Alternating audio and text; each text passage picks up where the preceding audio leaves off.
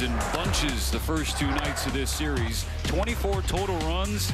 18 have been scored via 11 combined homers. Dodgers have gotten a lot of runs via the home run on the season. They are second in the major leagues as far as that reliance, but they continue to rely on it as we see the spray chart of all the dingers we have seen here in this series. Out homering the Rangers 6-5, and they are 9-0 when they out homer their opponent. Roki Sasaki going to try and keep the Rangers in the yard, making his third start of the season and trying to have one clean one to build some confidence upon. Yeah, it'd be nice to post about 6 zeros, keep the pitch count in order, but to do that, he's going to need some first pitch strikes, because when he goes 1-0 compared to 0-1, the walks start to pile up, and the mistakes. He's given up almost a hit an inning. Most of those hits were against Washington, which he wants to respond to that outing. Here's the selection of pitches he will use. The slider throwing it more for strikes compared to the sweeper last year. The splitter, a 125 batting average, but it would help. Even if that batting average went up a little bit, he needs to land that pitch a little bit more. Both teams switching up their starting lineups on this Sunday. For the Rangers, Nimmo at the top. Evan Carter elevates to the 2-hole. Corey Seager will bat third at short. Jake Berger to clean up at first. Jock Peterson bats fifth as the DH. Then it's Jansen, Josh Smith, Josh Young, and Ezekiel Duran. For the one-time Dodger and first-year Ranger skipper Skip Schumacher. So here we go on this Sunday. Ball one outside to Brandon Nimmo, who had himself a really strong Saturday night.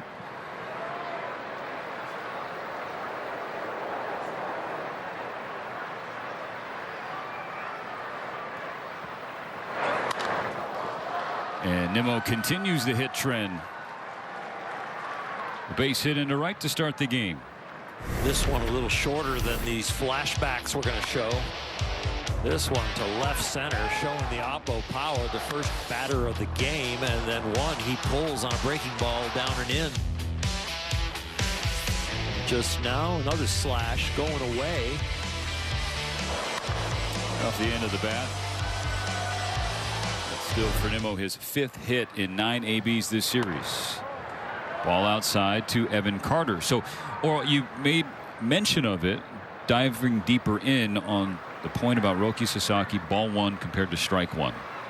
Yeah, it puts them in hitters counts against him, and he also then builds those to walks. And so, yeah, this 2-0 count is not a good beginning so far after giving up the hit. He's been successful first time through as far as the first plate appearances. It's the second and third time through. If he can get to those, he doesn't want the opposing team to start eliminating pitches and eliminating counts of when they're going to attack. 2 balls, no strikes. Here's the pitch. Catches the corner. Carter tilts head, but feels too early to challenge. When Roki Sasaki delivers strike one, he has yet to walk a batter this year.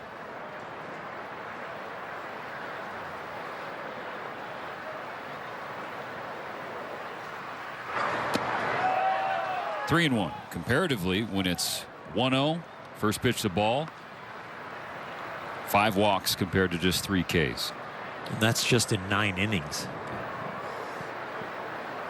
We're on the brink of one more here, but he also could be on the brink of a double play ball.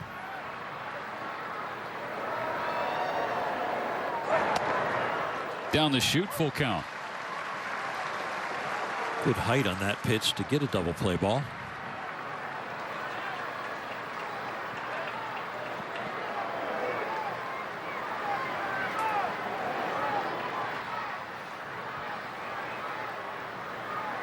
Roki's payoff with Nimmo running is ball 4, and the first 2 are on for Texas.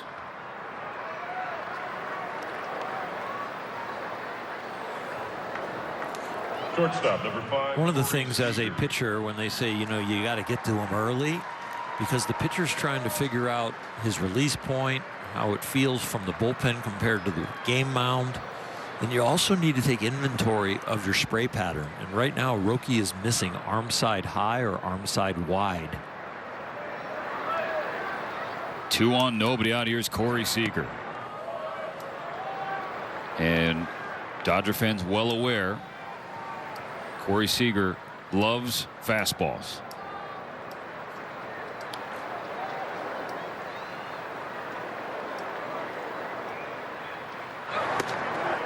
Sasaki beats him with one at 97. When it is a fastball, Corey is less selective. He likes the heater so much he'll expand.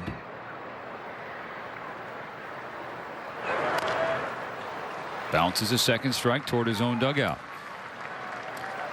So we've seen a splitter that's up and he gets a strike from it. If he goes back to the splitter, he needs to throw it right down the middle, waist high, and let it end up in the dirt.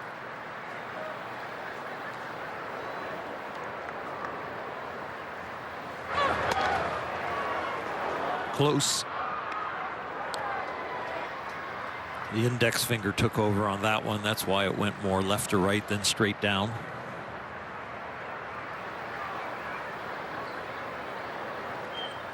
Two balls, two strikes, two on, nobody out.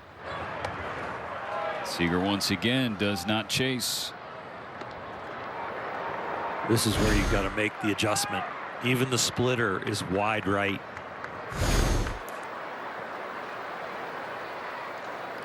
Throw it inside to him, and it's probably going to be on the outside corner. After a couple of shakes to Dalton Rushing, the payoff pitch. Fastball by him, strike three.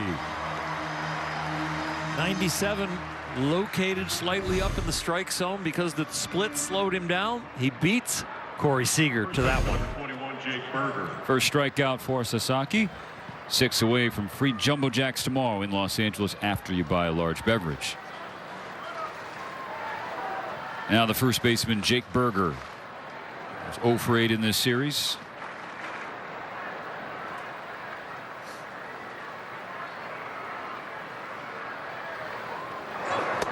Wave and a miss, strike one.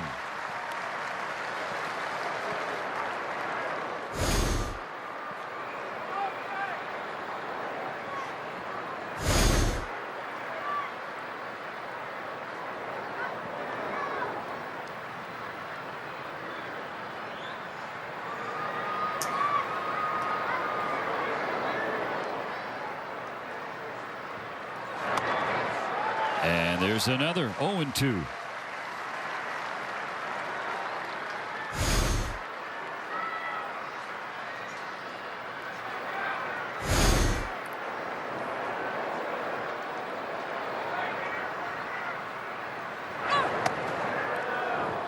The splitter is nasty. We just got to get it moved over a little bit or even a lot.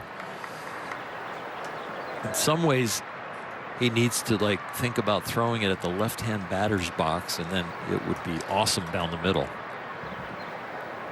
On a 1-2 pitch, Sasaki gets his sword and strike three. Back-to-back Ks, 2 gone. Base hit, walk, strikeout, strikeout.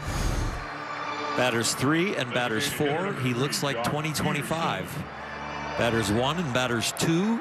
He needs not have that happen. First 2 on, the last 2 out. 1 more to go. It's the former Dodger Jock Peterson. Every batter has seen a first pitch breaking ball or splitter. I would think the same thing's going to happen here. Wow. Fastball up and away. 1 ball, no strikes on Jock. So the #1 fastball hitter on their team. Peterson 1 for 3 in this series, was 0 for 2, struck out twice yesterday.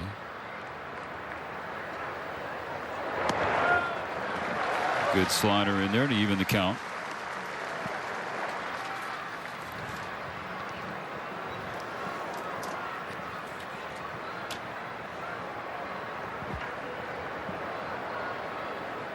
Ball and a strike.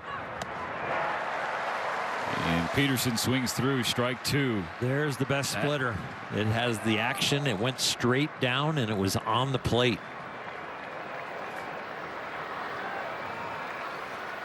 Go again. Go a little lower. Sasaki needs 1 more strike here in the first. And he's got it. First 2 on, strikes out the next 3 to put up a 0.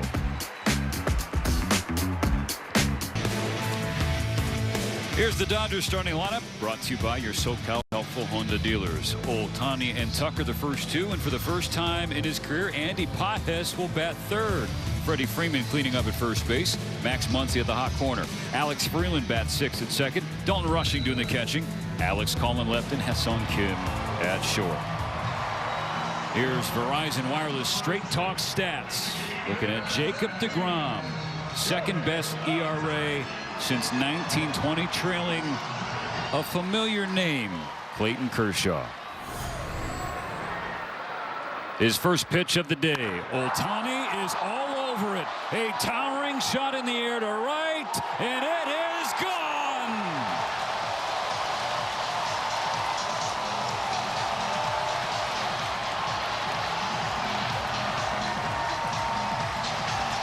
The first ever meeting between Ohtani and deGrom, and it lasts just one pitch.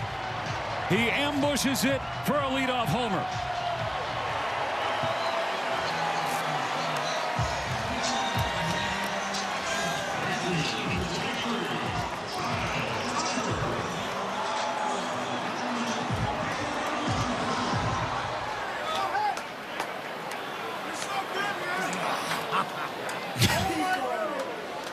Back-to-back games with a leadoff shot for Shohei as Tucker skies one. Shallow left center field. Carter using the glove to shield the sun and make the play. Let's go a replay from yesterday. First batter for the Dodgers. This tied the game. And now fast forward to today. This put the Dodgers on top. He says he's best in May, but he's finishing off April very well in good form.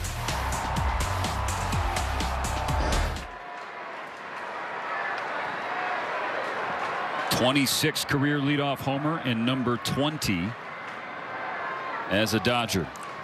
1-0 in a blink. Now Andy Pages. Well, Oral, you brought it up in the open. If you're going to get to Jacob deGrom, he has been prone to the long ball. It's interesting that Ohtani was the first batter of the game, of course. His last outing against Seattle, the second batter of the game, Cal Raleigh, took him deep. And after that, the next 15 batters went 0 for 14. Pages pushes it to right. Waiting on it is Nimmo. 2 out. Well, whereas Shohei had never seen deGrom before today, which is kind of hard to believe. Freddie Freeman, he's seen Jacob deGrom a lot.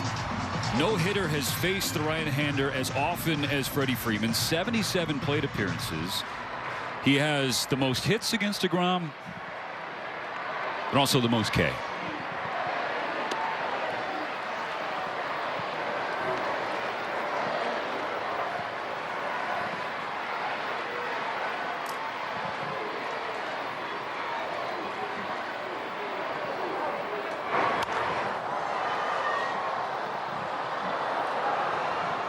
It's a great challenge for both of these guys. deGrom against Freeman.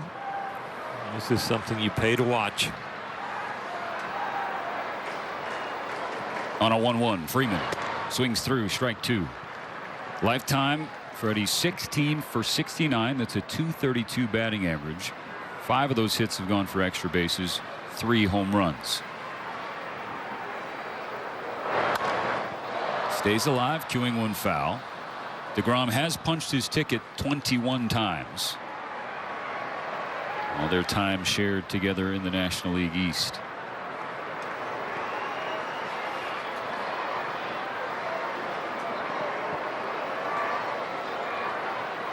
Another 1-2 on the way. And Freddie pulls it down the right field side and hooks foul. How he pulled the hands in on that. deGrom wanted the ball away. The last 2 pitches, he's missed location and been disgusted with himself. You can tell we've seen already in this series with the 2 Dodger victories what the lefties can do with something down and in. They're coming there. That's a good pitch. Called the ball, but a challenge from Danny Jansen. An ABS challenge powered by T-Mobile.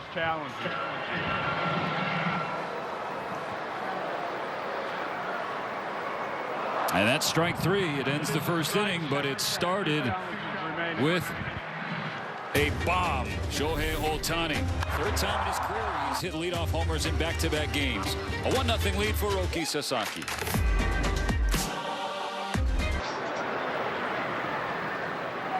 Top of the second, Dodgers up 1-0 thanks to Shohei Ohtani's 20th Dodger leadoff home run. Strike one. Delivered to Jansen. There are a lot of strikes from Sasaki in that first inning. 3 straight punch-outs. Now 4 away from free jumbo jacks tomorrow in L.A.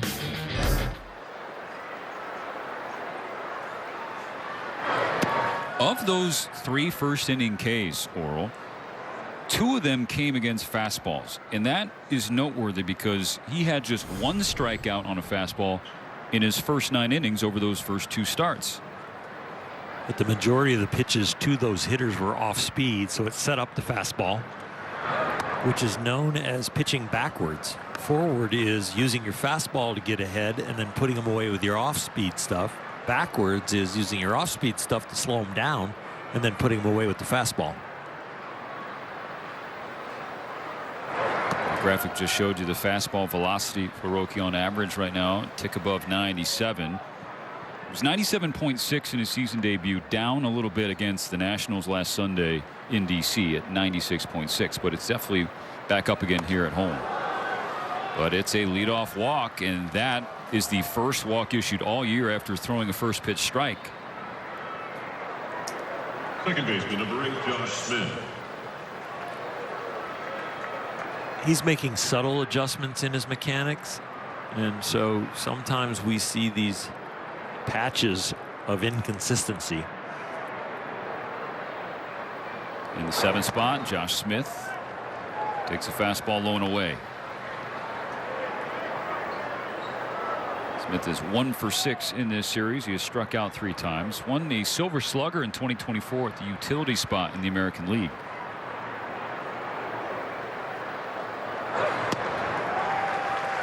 Half-hearted swing, 1-1. He's made a nice adjustment back from the first inning of getting the breaking balls on the plate, specifically really the splitter.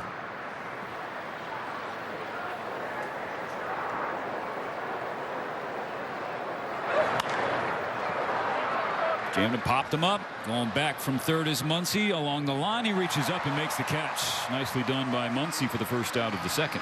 As far as Max had to go for that ball, I'm sure his ears were open waiting for Alex's call.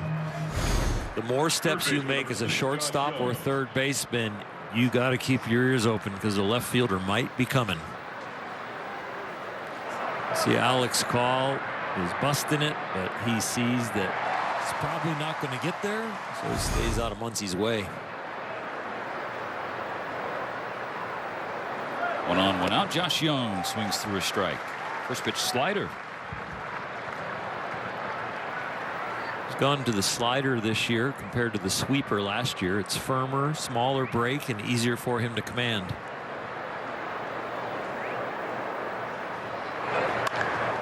Young just goes the other way toward right center field. Pages hustling over to cut it off. He spins and fires while falling away on the warning track, but it's still a stand-up double for Young. Now second and third for Texas, and still only 1 out. Prime example of how it makes it tough on you with the walk.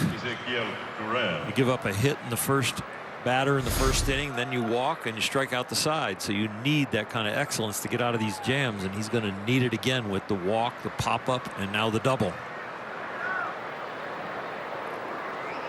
Last of the order, Ezekiel Duran, right-handed hitting utility man, playing in left field today.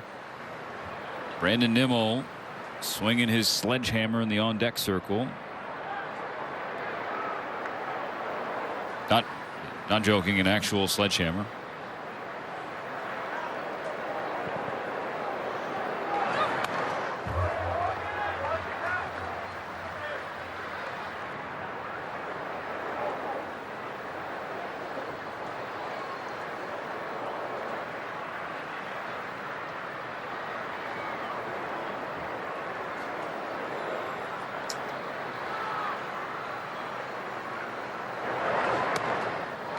Oh, 0-2. Roki was able to work around Traffic in the first inning. 2 on and nobody out. Trying to do it again in the second. 2 on and 1 away. Both in scoring position though. Big pitch coming to Duran. Wow. Check swing, and he was able to hold up. What a take, and what a great split finger. Look at how long that is a strike, and then just dives.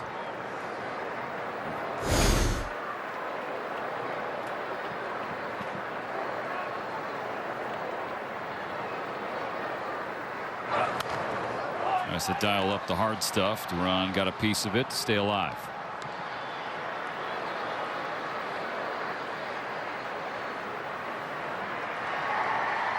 There's been only one outing in Roki Sasaki's young career in which he has pitched 6 complete innings.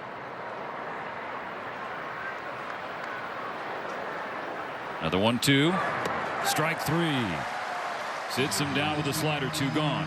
And that outing, Oral, was against Texas last April, the 19th on the road in Arlington. Career high 6 innings pitched, 2 hits, including a home run, walked 3, struck out 4.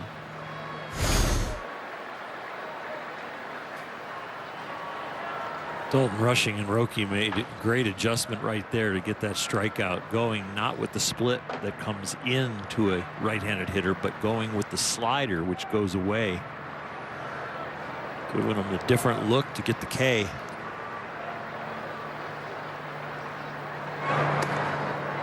As there's a forkball slip out of his hands. Ball 1.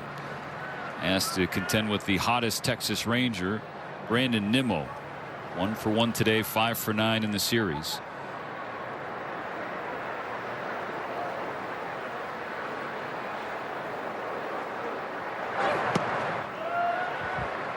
Two balls, no strikes. In some ways, I'm going to just let him go stand over at first base. I am not throwing these pitches to get back in this count. I'm throwing these that they are my pitches, exactly where I want them, or you can walk. 40th pitch of the game for Sasaki. Is a good one. Slider catches the outer half. 2-1.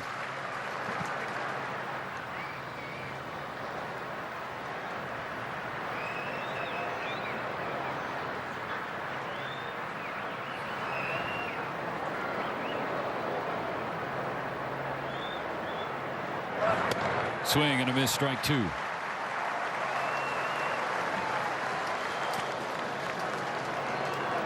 Well located fastball right there. They're doing a nice job changing up their sequences. Needs one more. Here's the 2-2. Flipped in the air, left field side. Muncy drifting into foul ground toward the net. He reaches out and he makes the catch. So once again, Sasaki is able to wiggle out of it and keep Texas off the board with some help from Max.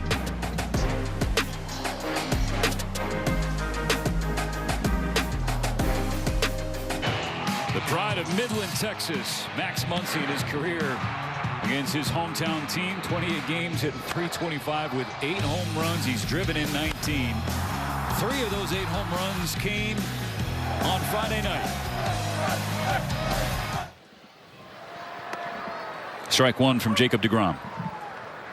Midland is a oil town. It's in the Texas League as far as the AA League. When I was back there playing, all there is banks and jewelry stores and a ball field. And I think the Dodgers struck oil when they signed Max Muncy off the couch. Nicely done, Bulldog. Nicely done. The 0-2. Muncy down on 3 pitches. That drilling exploration right there was a little dry. Strikeout. All right, don't push your luck. Okay, sorry. You know what our producer just said to me in my ear? Stop when you're almost ahead. Mike Levy's a smart man. That's good life advice. Alex Freeland 1 for 6 so far in this series. Hitting .237 this year. Strike 1 from deGrom.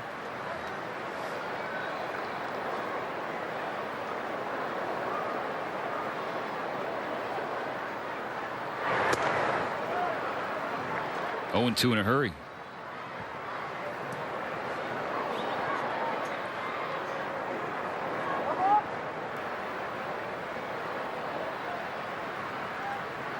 Well publicized, this guy's strikeout to walk ratio. He is going to be in the zone, and he is extra tough when he gets 2 strikes. And Freeland's down on 3 pitches. 2 strikeouts on 6 offerings from DeGrom. Home run and then 5 up, 5 down. Pretty much the streak he came out of when he was pitching in Seattle the last game. Home run and then 0 for 14 the next 15 hitters.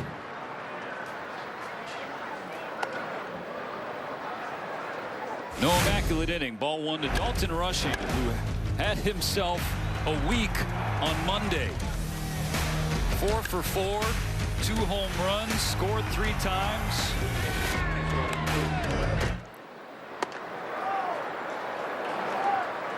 We've seen what Kim has done in his return to the big leagues, what Alex Freeland has done in his return to the big leagues, and Dalton Rushing.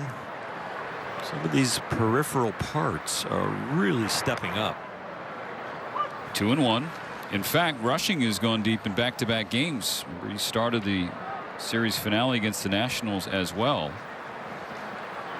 So he's 5 for his last 5. Also reached getting hit by a pitch.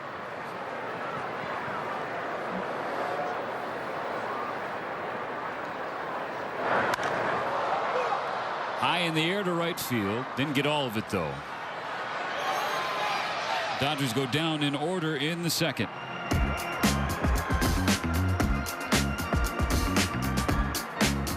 Of the Los Angeles Dodgers and may not be reproduced or retransmitted in any form, and the accounts and descriptions of this game may not be disseminated without the express written consent of the Dodgers.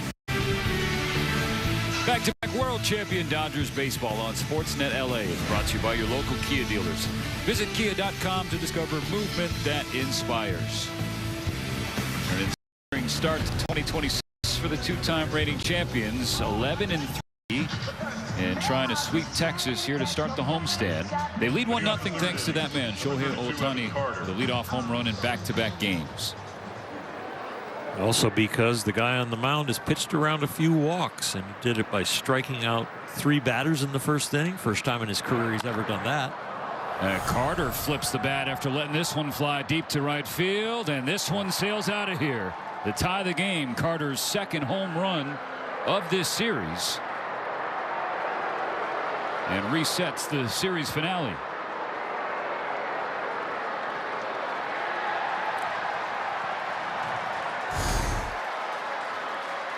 Fastball down the middle, and he didn't miss it. I don't blame pitchers. First pitch of an inning, getting burned like that. Glad he's attacking. I hope it doesn't scare him out of the strike zone. Now Corey Seager. Strike 1.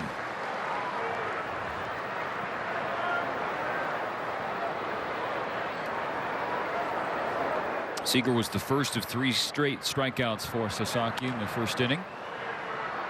Sends one toward left. Call tracks it down. A quick word from Archer. Fuel your game day with Archer Jerky and Meat Sticks. Find them at grocery and club stores near you. The Rangers now have 11 runs in this series, 10 on homers.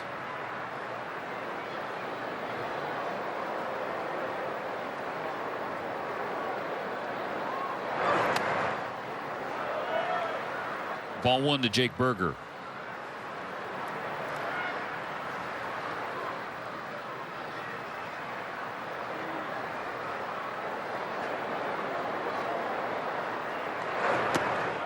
And Rocky's last outing, a new career high with 5 Ks. That was in 5 innings against the Nationals. He's already got 4 in the first 2 innings here today.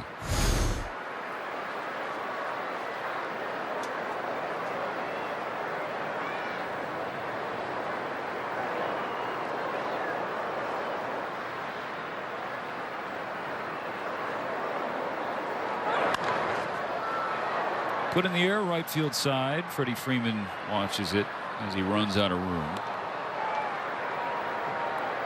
I mentioned earlier the Dodgers are very reliant on home runs. They are second in the major leagues as far as scoring runs, most reliant. Number one, the team they're facing.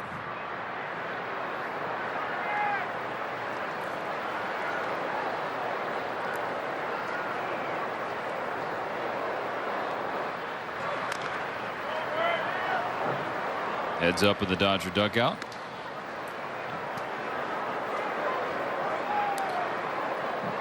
.49 pitches, 1 out in the third.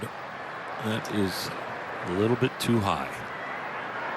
Pitch number 50 is strike 3 on Jake Berger.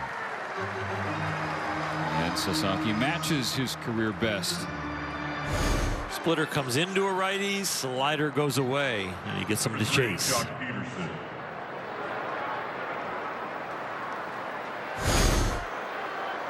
Strikeouts have come on all 3 of his pitches. 2 on the fastball, 1 on the split, 2 on the slider.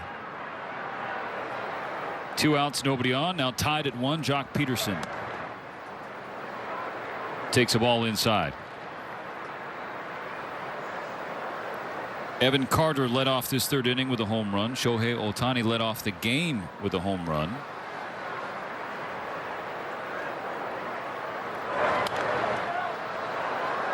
For Shohei, his 20th as a Dodger is the 4th most leadoff home runs in franchise history. He is 1 away from tying third and tying Jock Peterson.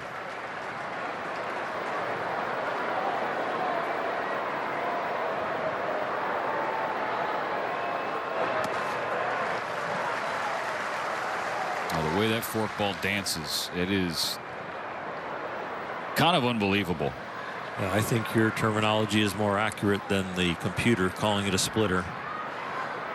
The sides of his fingers are what are touching the ball, not either one of the pads of his fingers. Split finger fastball, it's the pads, the fingertips that are on the ball. When you jam it between your fingers, it's just the sides of your fingers that are holding the ball in your hand. That's a forkball.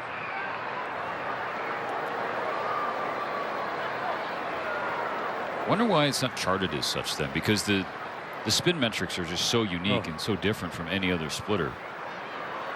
On a 2-2, Peterson hits one hard to right field, a 2-out single as he turns on a fastball. He brought it up earlier, and really every time you see Jock Peterson, well,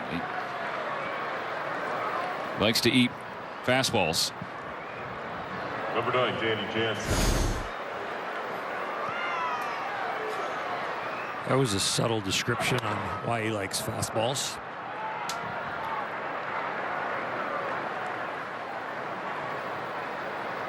Oh, we've seen it in a Dodger uniform. You've seen it as an opponent. He will feast if you give him a hittable heater. For sure.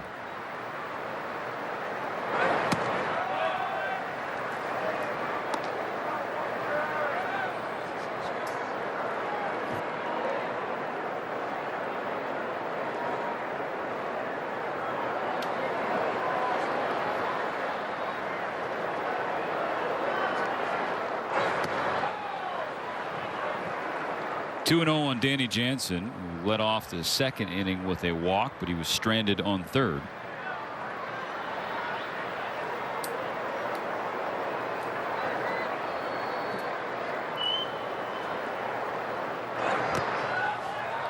All 3 skips away from rushing, and now Peterson in scoring position as the potential go-ahead run. It'll probably be graded as a wild pitch, but Dalton Rushing will tell you that I should have had this.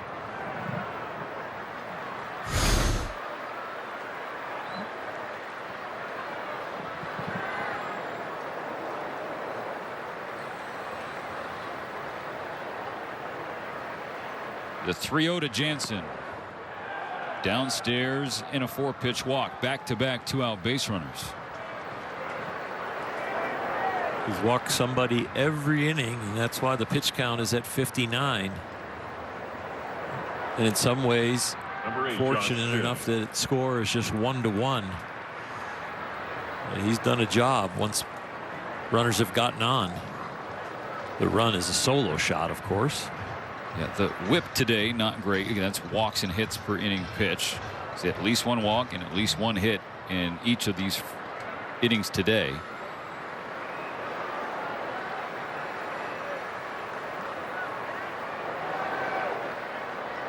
Rangers 0 for 5 with 4 strikeouts with runners in scoring position so far as Smith steps to the plate for a second time. 0 for 1.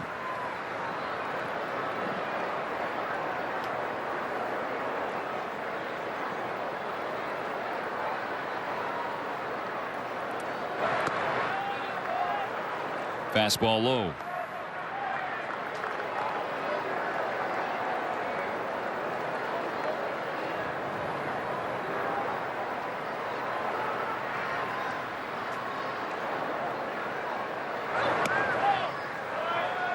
Another fastball misses. 2 balls, no strikes to Smith, who is hitting .143 this season, though he did lead the Rangers in hits in games played a season ago. 2 on, 2 out, tied at 1 in the 3rd. Roki on the board with strike 1.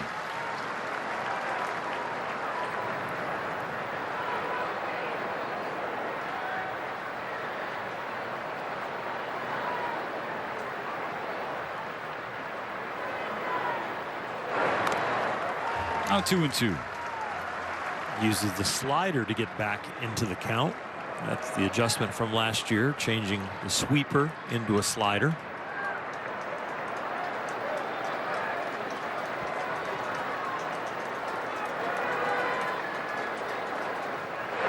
Now the 2-2 ground ball, base hit right field.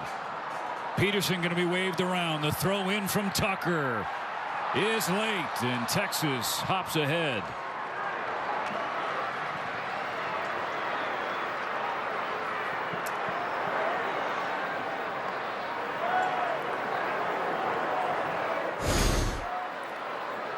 The walk has turned into jams in other innings. This time it turns into a run through the 4-hole there, and you got a shot with 2 out, nobody, 2 out, and you're going on the swing. Jock Peterson barely makes it from that accurate throw from Tucker. He played with fire the first 2 innings, finally got burned in the 3rd. 3 consecutive have reached with 2 outs. Back to Josh Young in the 8th spot. He's 1 for 1 with a double.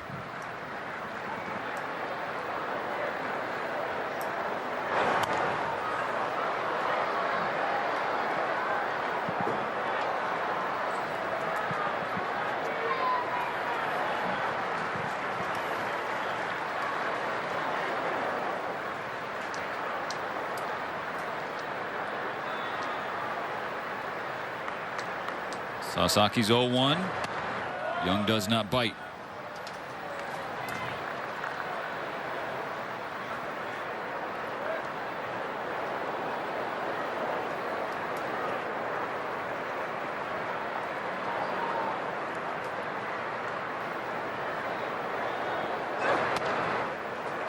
One and 2. Once again, a strike away.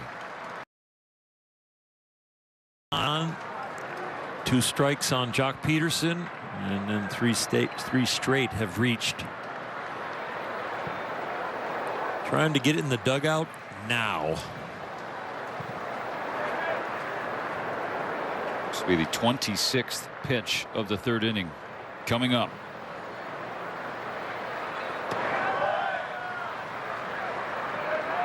It will take at least one more. 2-2. The pattern has been splitter in, and then the next pitch to get the strikeout, slider away. See if they stick with the pattern.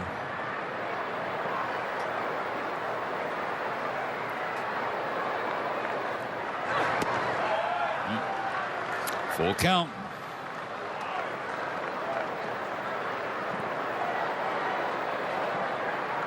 Finishing off the 2nd time around, and that is where the batting average has gone up against him in his first 2 starts. Below 200, but over 300 after the first plate appearance. Runners go, and the pitch goes to the backstop. Right back to rushing, so Brady just moves up a base, and now they're loaded.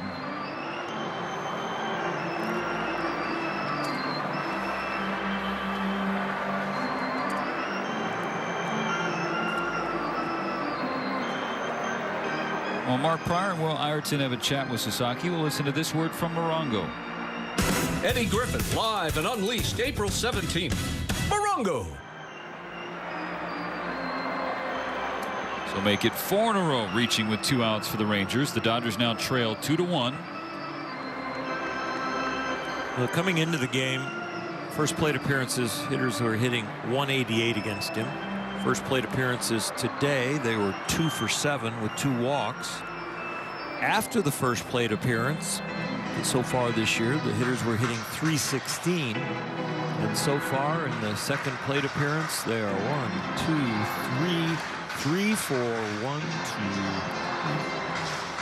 3 for about 6 with a couple walks. Number 20, Ezekiel Duran.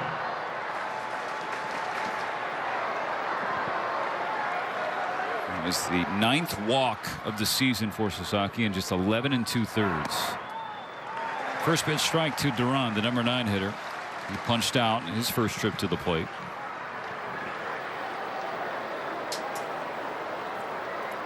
He had touched downstairs, but he did not challenge. The Rangers, the fewest challenges issued in the league, though they did have 3 last night.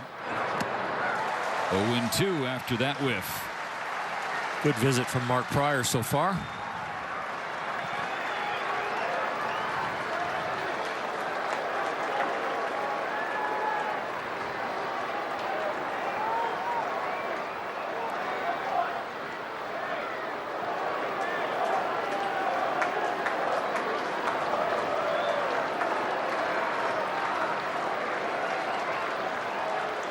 Fans trying to start a Roki chant ahead of this 0-2.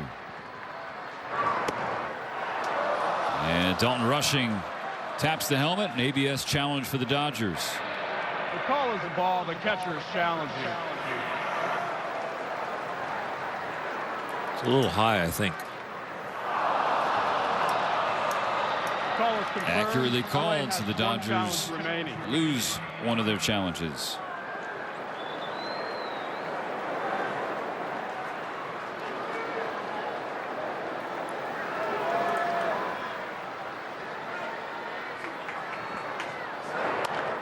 Duran on the ground to first, stopped by Freddie Freeman. The toss to Sasaki, and that saves a run.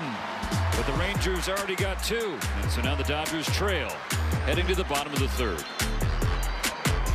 Opening week, the Dodgers wore their new gold jerseys and caps, commemorating their World Series win last fall. Head to MLBshop.com to score the same ones. Plus, check out the largest selection of authentic gear from all MLB clubs.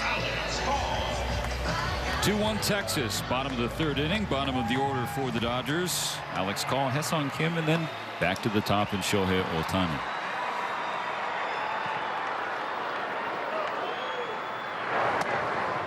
Ball 1 from Jacob deGrom, who in the first 2 innings, Oral, just absolutely pounded the strike zone. His first 21 pitches, 17 were strikes. That's 81%. Had 1 2-ball count. Elite stuff, especially at the knees in the strike zone, the fastball and the slider. The slider has been exceptional his whole season, this being his 3rd start. Today the Dodgers are 0 for 4 with 3 Ks on the slider. On the season, the league is 1 for 12 with 9 Ks.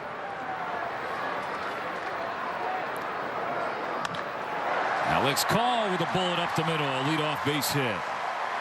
A strong start for Alex Call this year, and limited playing time has really just embraced his role. Yeah, I think that he and Freeland and Kim are embracing their roles and accepting their roles, and because of that, you get to see a lot more of their full talent.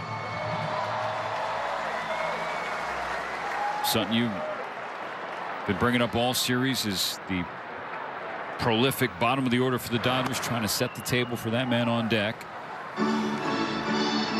Call is on. Now Ha-Seong Kim.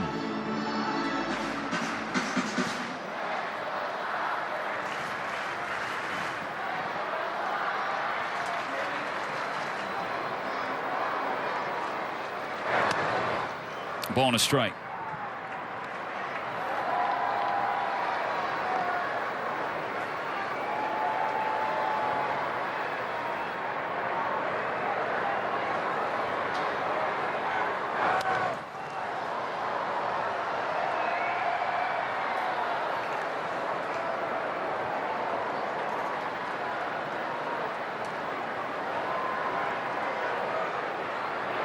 Kim 1 for 4 with a walk in this series. Behind DeGrom 1 and 2. Oh, call. Nearly got caught between first and second. Misjudged DeGrom there and forced the starter to disengage.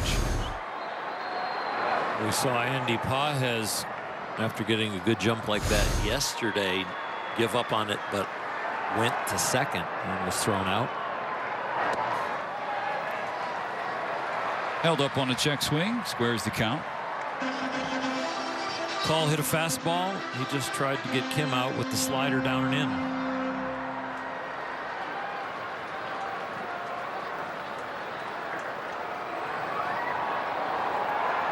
On a 2-2, Kim watches strike 3.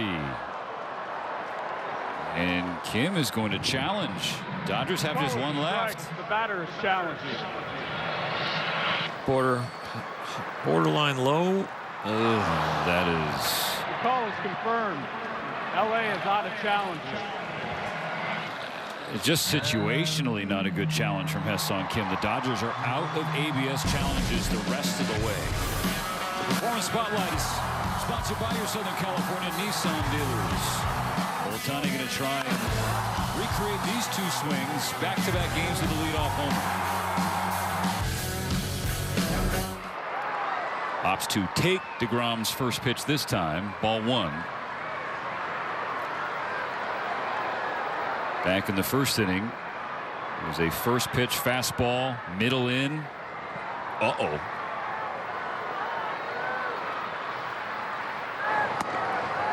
Dave Roberts with a great call before yesterday's game. Reporters and others were speculating on who was going to go off the quickest in the top of the order to start carrying in. Dave Roberts said, I think it's going to be Shohei. Very nice call, Skipper. 2-1. He's like, look, I know Shohei's the easy pick, but doesn't have an extra base hit yet here at home. It's going to happen. And it has.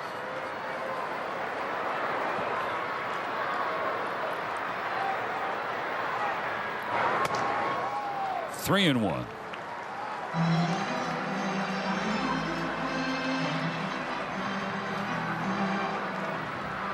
Rangers 2, Dodgers 1, tying run on first with Call, 1 out, bottom of the third.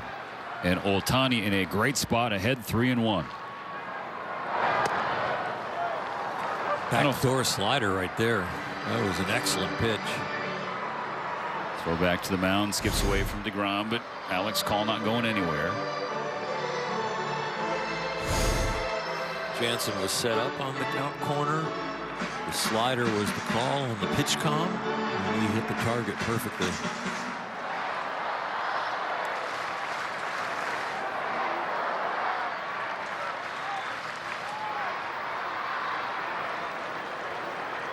Shohei with a late timeout and got to see that Jansen was setting up outside. Let's see if they switch the target area.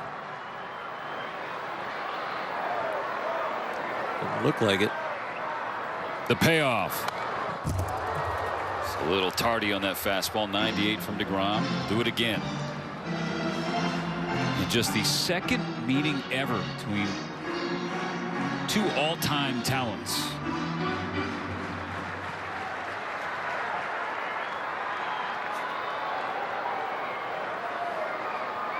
Still 3-2. Another payoff. That's low. Ball 4. Putting the tying run in scoring position.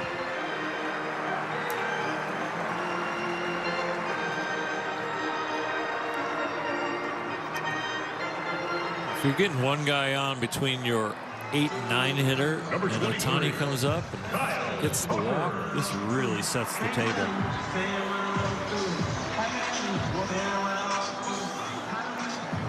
Dodgers waiting on this guy to have a moment here at home. Really strong on the road trip. That's strike 1. Not a fun one for Tucker. Hey, thank goodness for that shin guard there. Tucker 0 for 1 today. He's 1 for 9 in this series. 5 for 32 at at Dodger Stadium so far.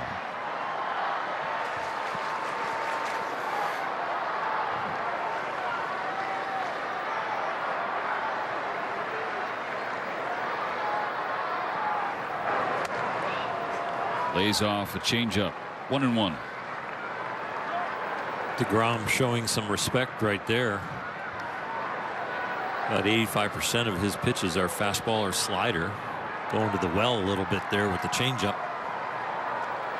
First and second, one out in the third. 2-1 Texas. On a 1-1, Tucker can't hold up. Advantage DeGrom. A little bit of a flinch swing right here.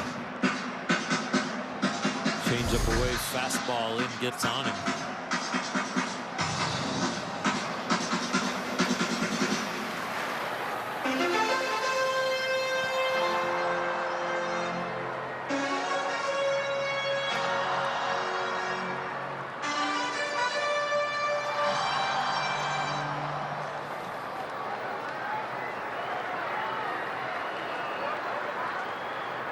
A ball and 2 strikes. DeGrom delivers and misses down and in with the slider.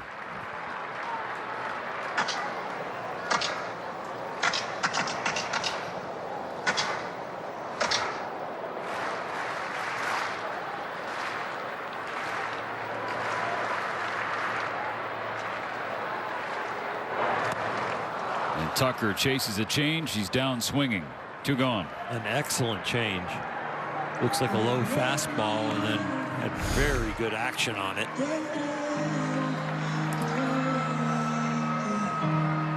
Number 44, Andy Pajes.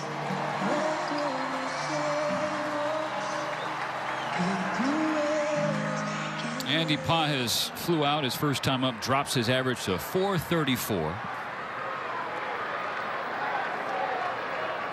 First and second, 2 out. Flips it down into foul territory, and Berger stumbles, can't come up with it.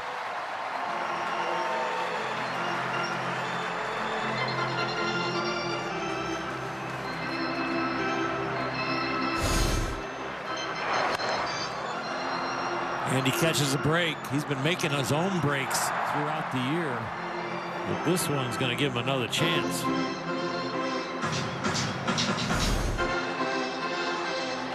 Drop, pop up. Lets Pajes stay in the batter's box. First and second, 2 out. 0-2. Tying run in scoring position for Andy Pajes. He has been dynamite with runners in scoring position.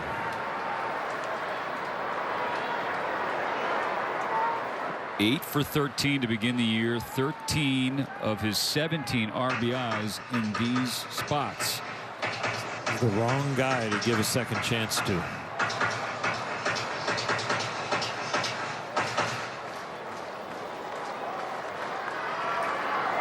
Runners in scoring position, 2 strikes. Pajes has been thriving. Can he do it again against one of the best in the world? Fouls back a fastball.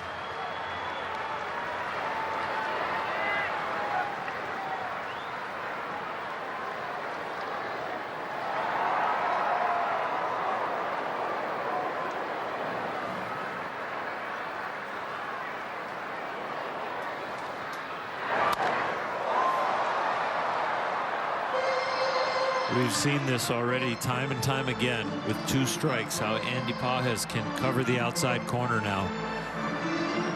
A better foundation to his swing, in his legs more, so he doesn't lose his balance. Able to have better plate coverage. Another 0-2. Breaking ball away, check swing, and now calls caught between second and third. And that is how the inning comes to an end. There would have been an appeal at home, but not necessary as the inning goes on.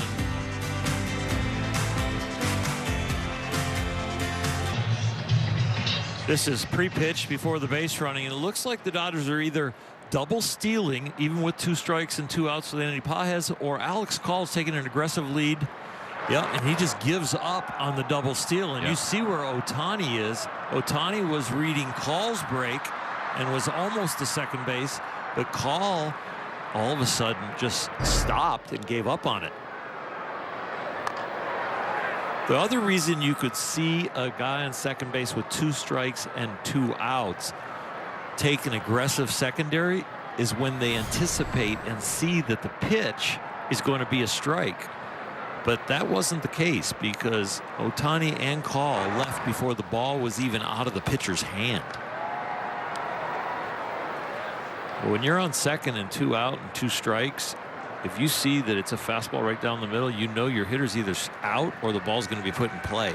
And so you almost take off right then. A roller to second base. Routine first out of the 4th inning. So Andy Pages will lead off the 4th for the Dodgers. But without runners in scoring position. So you'd love to have that situation. But all things considered, the one positive you take away from the bottom of the 3rd, Oral, is that you did force DeGrom to throw 23 pitches in that inning because he was cruising the first 2. 2-1 Texas. Bases empty, 1 gone in the 4th. Evan Carter back up after doing this earlier. Fastball in the middle. He did not miss it. That was leading off the 3rd inning. Rangers scored 2 runs on 3 hits and actually left the bases loaded as they rallied with 2 outs against Roki Sasaki. And that continues a trend for the Dodgers righty so far this year. Explain after this pitch. The 2-0 misses downstairs. In the first 2 innings, Roki Sasaki's ERA is 0. 6 innings pitched, spotless, first 2 innings of the game. After the 2nd inning, 9 earned runs in 6 innings. And I think that is the opposing team starting to eliminate pitches and really learning what he can land. And I think they start looking for the fastball or looking for the split or the slider in certain places. 3-2. So it's an education for the hitter and a lack of execution moving through the game by Roki.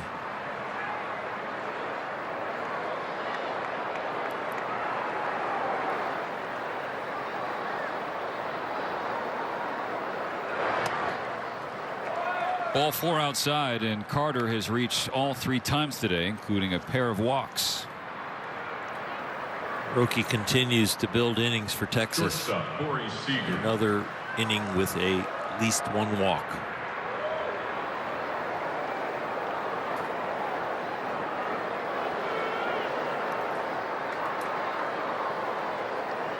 One on, one out for Corey Seager. Believe it or not, this has been the problem for the Rangers order today. Seager and Berger, they're 3 and 4 spots. They're combined 0 for 4, struck out 3 times. Meanwhile, everybody else in Texas's lineup, they've reached in 10 of 16 plate appearances.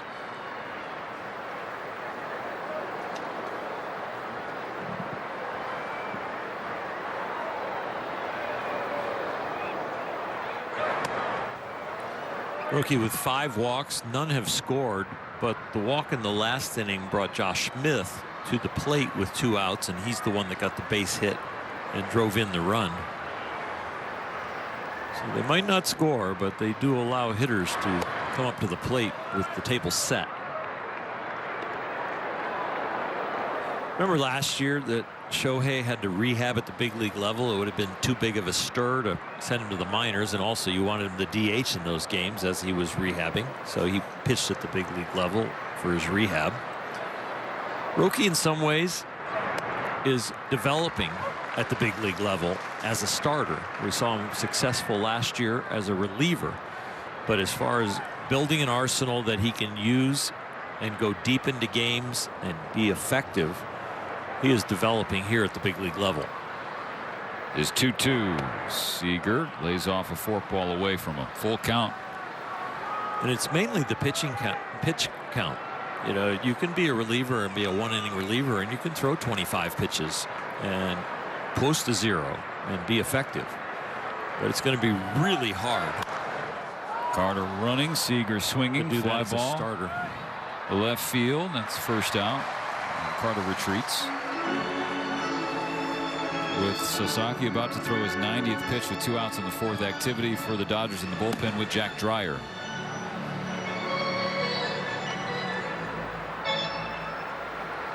First baseman Jake Berger.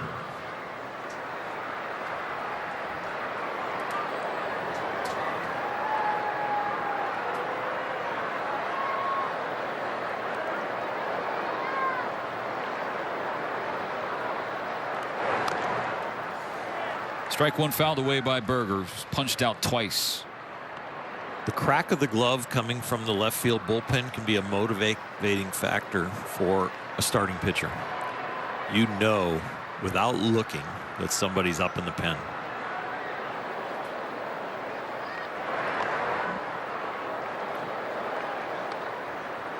It made me mad. I believe that wholeheartedly.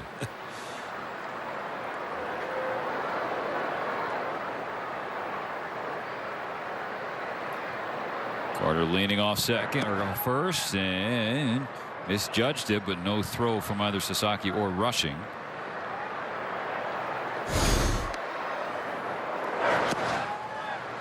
Busted it. It gave up on that. We've seen that this game and during this series. Saw it yesterday with Andy Pages. Dodgers trailing by a run, 2 outs in the top of the 4th. The Rangers have a runner on first. The 1-1 pitch is fouled away. Carter, who was taking off for second, once again has to head back to first.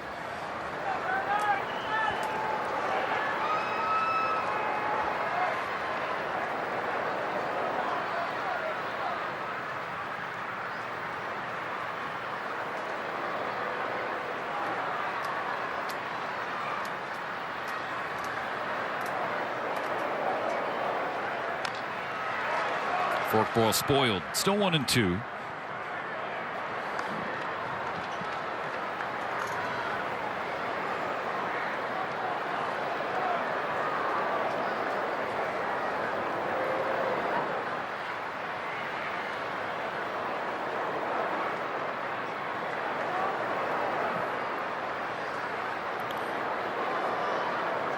Dodgers starters have pitched at least 5 innings in 10 straight games. 7 starts in that stretch, at least 6 innings. That stretch in jeopardy here today.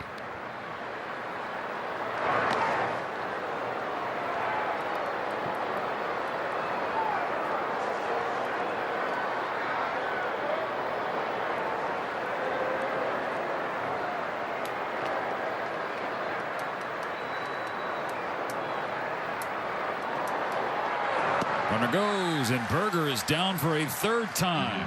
New career high for strikeouts for Roki Sasaki with number 6. The first 40,000 fans on Wednesday will receive a Jackie Robinson jersey in commemoration of the first Dodgers championship in 1955. That'll be presented by UCLA Health. Visit Dodgers.com/promotions. Andy Pages back to the plate, leading off the home half of the 4th inning. The Dodgers down a run. Fouls away a strike.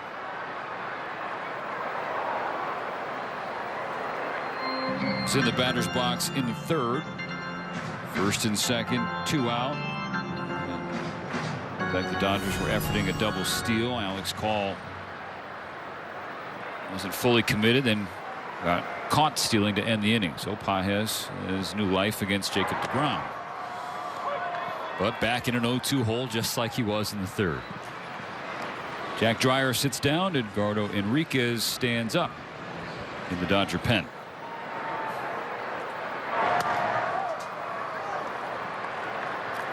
Just a reminder, Dodgers without challenges, as you can see on our little score bug to the lower right. Texas with their 2 still remaining. Dodgers with none. Pages hits one hard to left field. A 2-strike single to lead things off. And another 2-strike knock for number 44. 2-seamer of deGrom's that kind of leaks back near the middle, and Andy doesn't miss that one.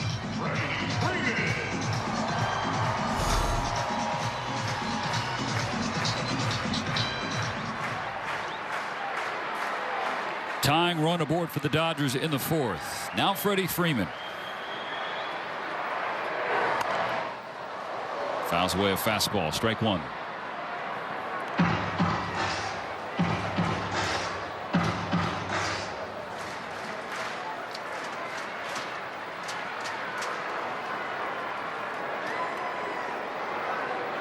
DeGrom's 0-1.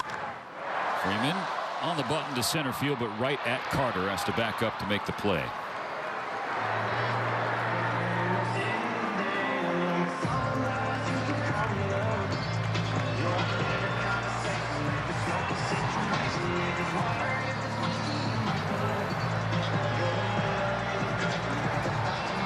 Number 13, Max Muncy.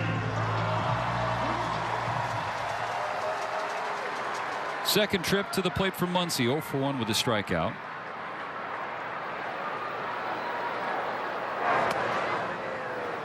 First pitch changeup in there for a strike.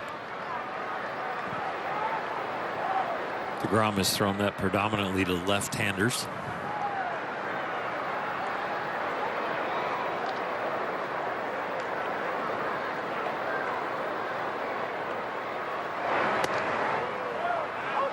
Now a high change, 0-2 in a hurry. Max's 3 home run day, a fastball, a cutter, and a 4-seamer. DeGrom trying to pull the string on him twice, and did. Muncy joined Don Demeter 1959 as the only Dodgers in club history to have a 3 home run game that also featured a walk-off homer. Rangers setting up inside for this 0-2. Muncy fouls the slider. Here's that 3 home run day, and the location of those pitches. They were all up and they were all firm.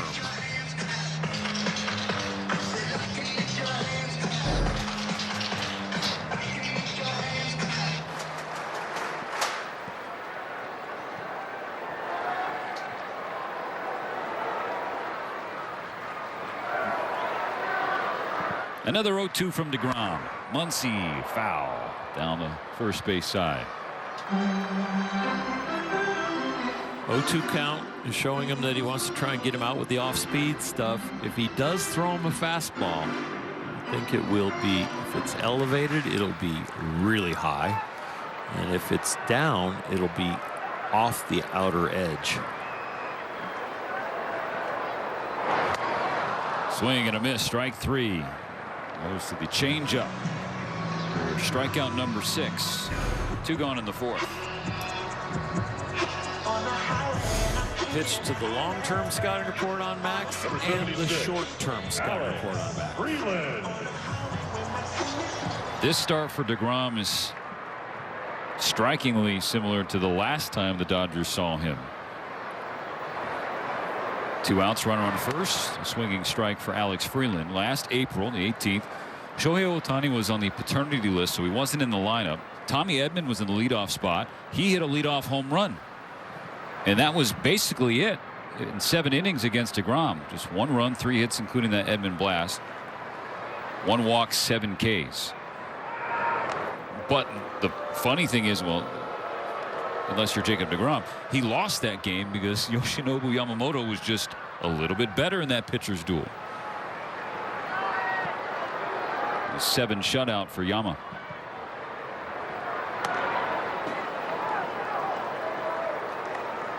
And today, Ohtani, a leadoff home run, and really not much else against the right-hander.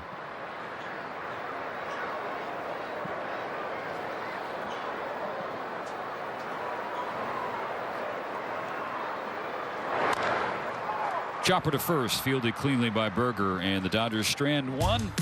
Come up empty in the 4th. 2-1 Rangers still.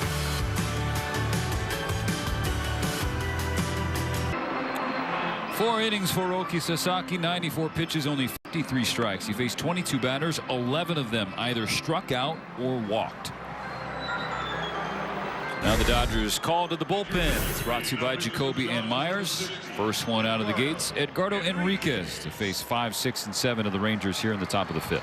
Leading off the 5th inning, The statistics are not at the level he wants, but the Dodgers are going to continue to try and develop him throughout this year, especially where he could be a significant part in the playoffs. Somebody throws over 100 miles an hour, develops a little bit of secondary stuff and consistency. He could be a huge piece by the end of the year.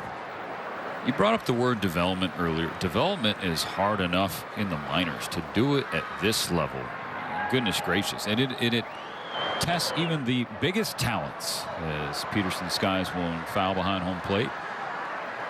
Even Roki Sasaki has been super forthcoming, honest, vulnerable in his meetings with the media, assessing himself before spring. Was asked, what if they send you to the minors? Said, if the team thinks that's what's best for me, do it. After his first outing against Cleveland, said, I didn't have any confidence going into that one. I mean, it is a really difficult mindset to be in as you're trying to find your footing at the best level in the world. Well, and it's a level where it's just about edges, because Roki's outing today, he could throw those pitches in AAA and he might not have walked anybody. But the big leaguer can take those pitches and build those counts, and it affects your confidence.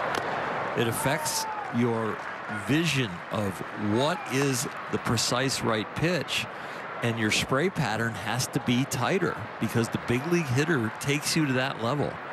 And so a 6-inch difference, the width of 2 balls, you can have that in AAA, but in the big leagues, about 80% of the time, you need to have either the right pitch or a really good miss.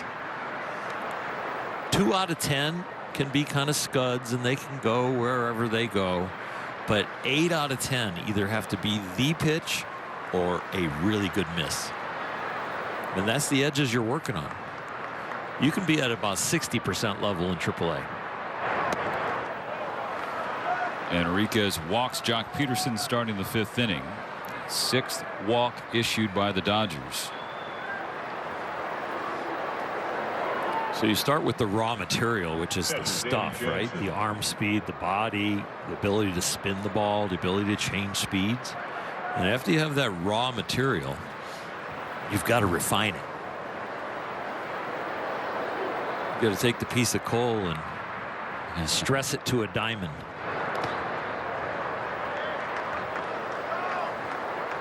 And there's so many more facets up here, you know, to pitching, to hitting, to playing defense, to running the bases, because all those edges are so important.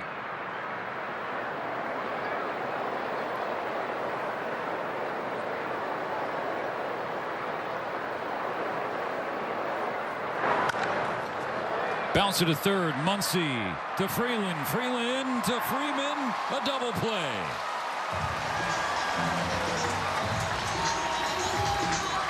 If it ends up in the 6th hole, Kim is there, but then they're not going to get 2. But so Max ranging to his left, feeding it quickly, makes it very routine when he has that kind of range and that kind of flip to second. Second base to Josh Smith. Wipes the bags clear. 2 outs in the 5th. 2-1 Rangers. Now in the 7th spot, Josh Smith. Swings at the first pitch and puts it on the ground to Freeland. Edgardo Enriquez with a 9-pitch 1-2-3 5th. Back-to-back world champion Dodgers baseball on SportsNet LA is brought to you by your Toyota dealers. We make it easy. Dodgers trail Texas 2-1, home half of the 5th. 7, 8, 9 coming to the plate. Rushing, Call, and Kim. A strike to Dalton Rushing, who's 0 for 1. He flew out to right field. And we didn't even have to cut to Nimmo and right to know that it was going to get caught based on Dalton's reaction afterwards. Swings through, strike 2.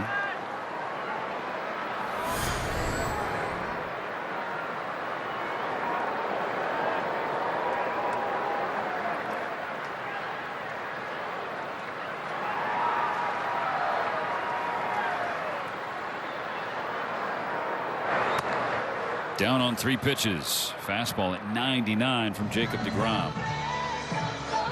With Alex Call coming up, we go down to Kirsten Watson. Thanks, Stephen. Well, Alex already has a hit on the day, and the big question for him was just how does he find ways to stay ready with limited playing time? And he told me that he has relied heavily on the traject machine. Now, he's not the only one doing this. Of course, you know that Andy Pages spends about 30 minutes to an hour in there, but for Alex, he's found a creative way to get things going. He essentially has created a baseball card version of himself against the traject machine, and he has the goal of how can he kind of continue not only to beat himself or even match those numbers. So that's when his kind of creative way of finding a time to stay ready and mentally engaged, especially when it comes to facing essentially a version of live pitching, guys. Well, thank you, Kirsten. For those who don't know what the traject machine is, it's just the latest in the wave of baseball technology where you can basically dial up any pitcher you want in the game and simulate an at-bat against them. Their pitches, how that spins. See a video version of their delivery, and then the ball shoots out. Not a surprise to hear that about Alex Call, because that's the way his brain is wired. He says if it wasn't for baseball, he would have been studying math, economics, engineering, something like that, where he's really using his brain and thinking numbers. You think Shohei, late at night when there's nobody around, tries to hit off himself? Actually, I mean, Kirst, do we know? 2-2 on Alex Call. Only the head clubby Alex would know. And I don't know if we'll ever find out. No, I don't think it'd be a secret. 3-2. Calls work the count full.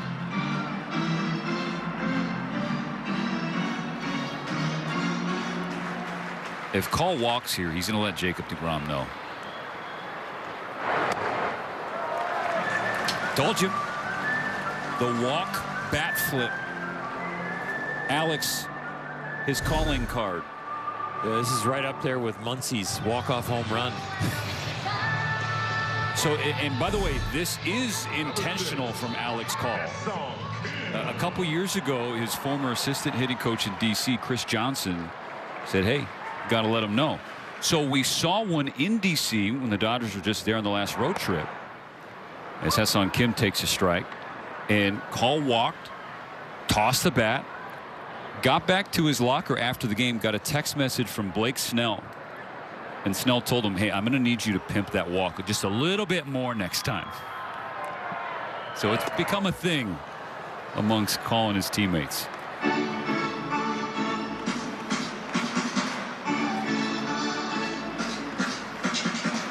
Call on first, the tying run. 1 out, bottom of the 5th.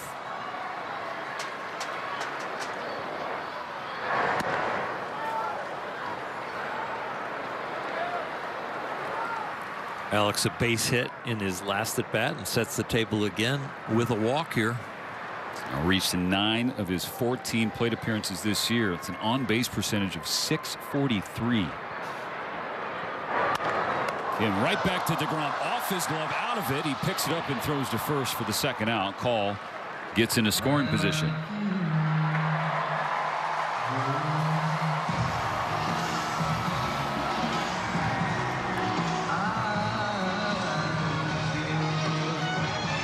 Designated hitter, Shohei Ohtani. First base open. Ohtani at the plate with 2 outs in the 5th. Danny Jansen has a conversation with Jacob deGrom. Kyle Tucker has been scuffling a little bit, so you wonder how that'll impact their approach against Shohei here. I think it's going to be up to Jacob deGrom. I think every pitch will be like the count's 0-2. Outside, ball 1. In the first inning, he missed inner half. And Ohtani greeted that first pitch with a home run. He walked in the 3rd, working him away, and now they're intentionally walking him in the 5th. Shohei Ohtani is being intentionally walked. Bringing up the right fielder.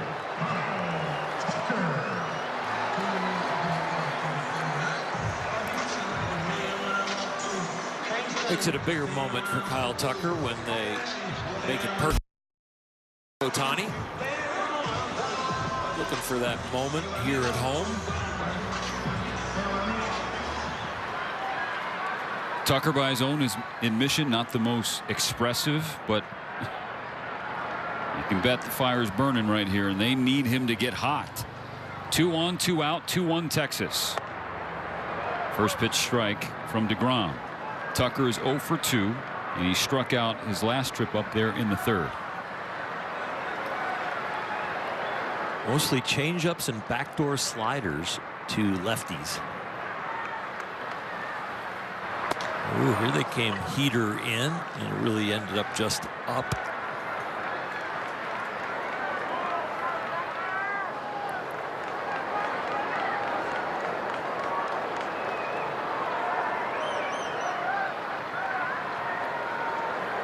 Behind 0-2. DeGrom delivers. Tucker takes a slider in the dirt. Here we are, third time around the order, and he continues to change his sequencing. He's done an outstanding job holding this Dodger offense down.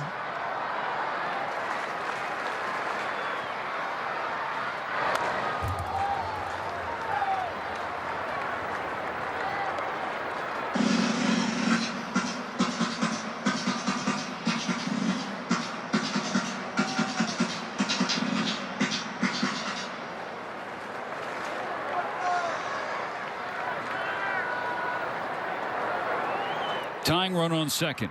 Go ahead run on first. Another 1-2.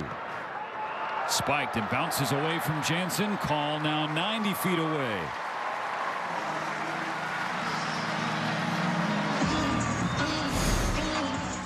We saw Alex Call get caught off of second base with 2 out, but now secondary lead, reads the ball in the dirt well and moves up. Ohtani did not have his head on swivel. He should be at second base.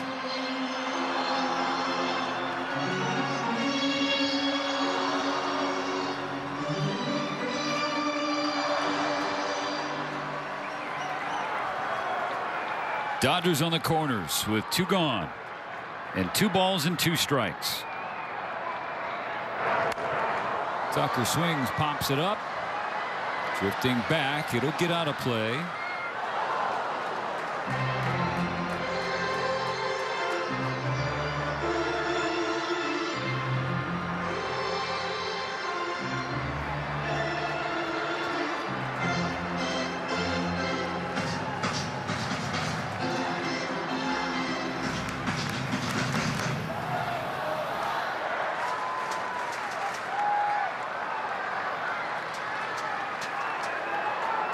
Another 2-2 to Tucker. Chased a changeup in the dirt, and he strikes out to end the inning. The Dodgers strand 2 more. It's still 2-1 Rangers going to the 6th. Baseball and tacos, the perfect ballpark combo. Join the Dodgers on April 14th for Taco Tuesday, presented by Tito's Handmade Vodka. Visit Dodgers.com/promotions. Edgardo Enriquez out for a second inning of work. Dodgers down by a run, starting the 6th. Walked the first batter he faced in the 5th, Jock Peterson, then got Jansen to ground into a double play. And then Smith to follow, so faced the minimum on 9 pitches.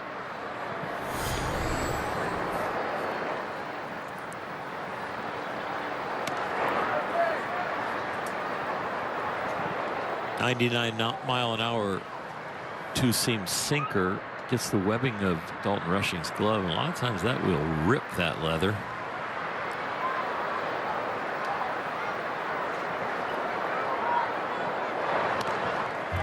Two balls and a strike.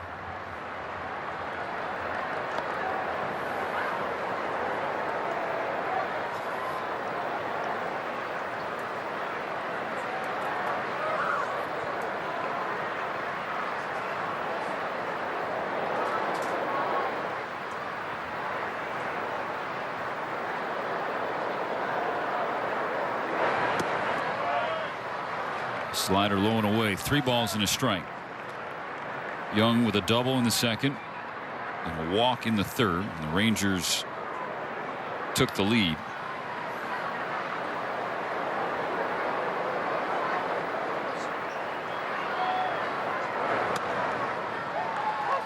Strike two on the inside edge.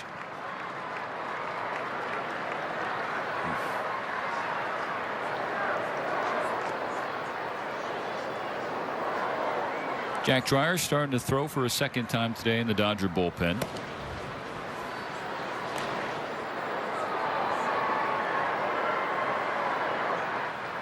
On Enriquez's payoff, Young takes outside, ball four, the seventh Ranger walk of the day. No challenges left for the Dodgers. Dalton Rushing looked like he was holding it there, wishing he had the challenge. Left fielder Ezequiel Duran. Let's see. A little wide. But even if he wanted to, he couldn't.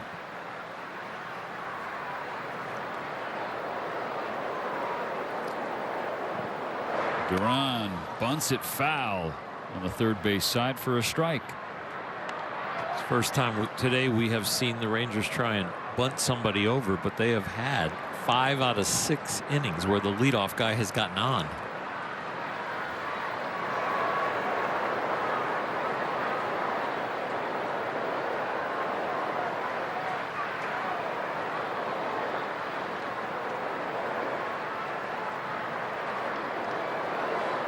Duran tries again, bunts it down, picked up by Enriquez. Freeland at first, and the throw is wide. Glances off the glove, and now on third is Young. Nobody out in the sixth. Sacrifice bunt and E1.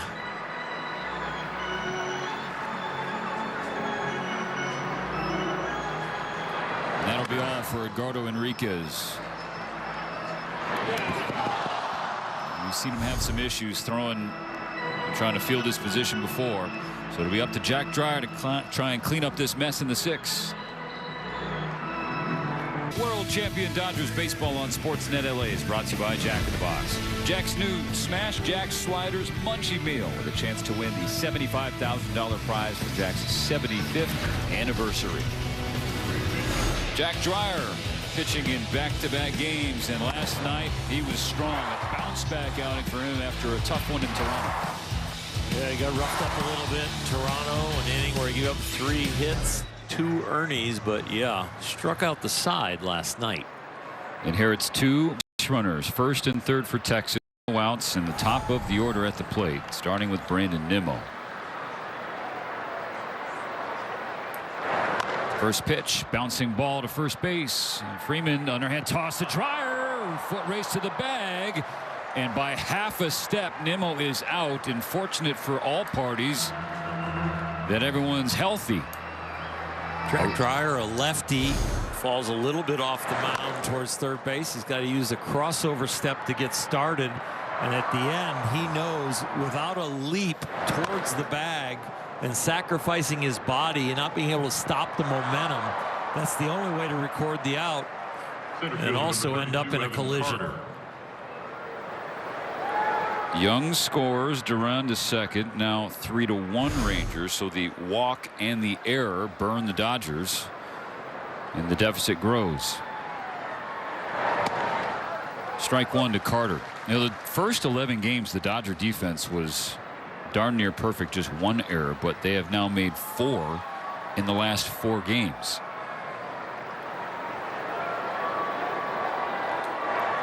And their first error was not that blatant. Max Muncy for a third time today, running down the third base line into foul ground to make a catch. This whole series, there's been a lot of pop flies down the left field line that Max has had to capture. Getting plenty of reps on that type of play. This one of the tougher ones with the spin, and it wasn't very high. You're right. I think that's, he had 3 in the opener and 3 today, so 6 times once he's had to make a play like that. 2 outs, runner still on second. Now Corey Seager. Wave and a miss, strike one.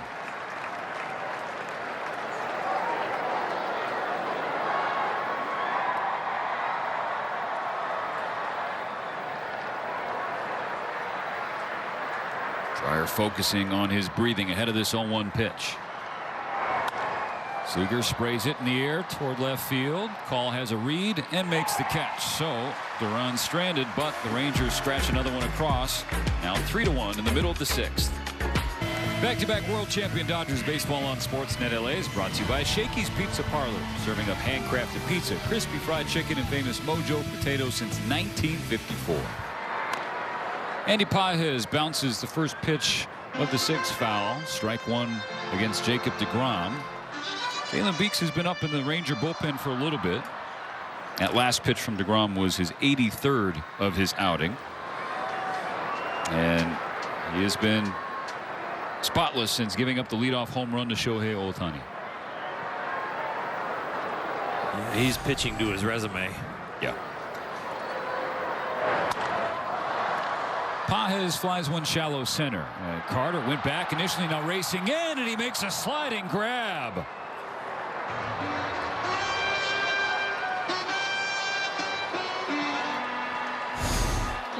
A little bit of a breeze that could fool him. Also, he was fooled by the swing and almost started the engine for the Dodger offense. They haven't been able to do it from deGrom. Maybe they could do it from their defenders. Yeah, this Dodger deficit in large part because, to steal your phrase, they have built too many innings for the Rangers. Freeman pops up on the first pitch. Young camped out, and it drops in between Young and Seager. Well, there you go, partner.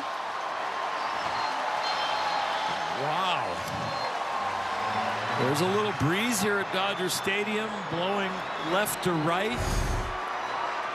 It will make it curve, but this is a communication issue.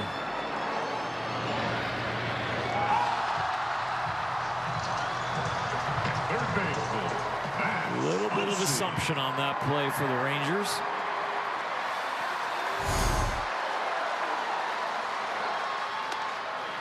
Ball one outside to Max Muncy, who steps in as the tying run here in the 6th.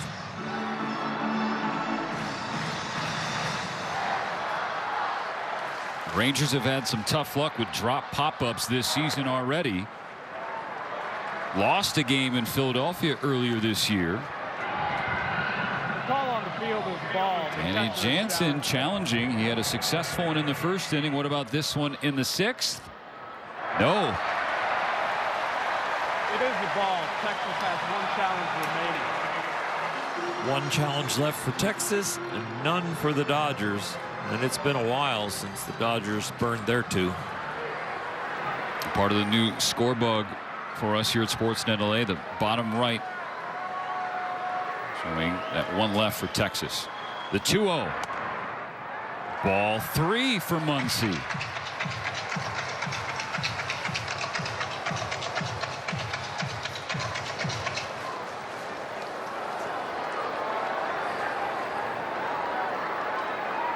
deGrom's 3-0.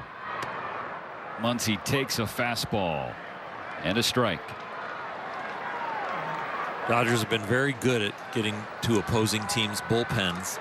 But right now, they're wanting to get to the starter. Here comes the 3-1. Muncy fouls it away a little late on that heater. 3-2. Double barrel now in the bullpen for the Rangers. The right-hander Cole Winn has joined the lefty Jalen Beeks. deGrom about to cross the 90-pitch plateau.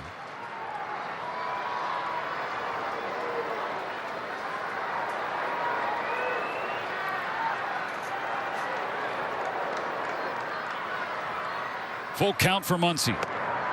Strikes out swinging for a 3rd time today.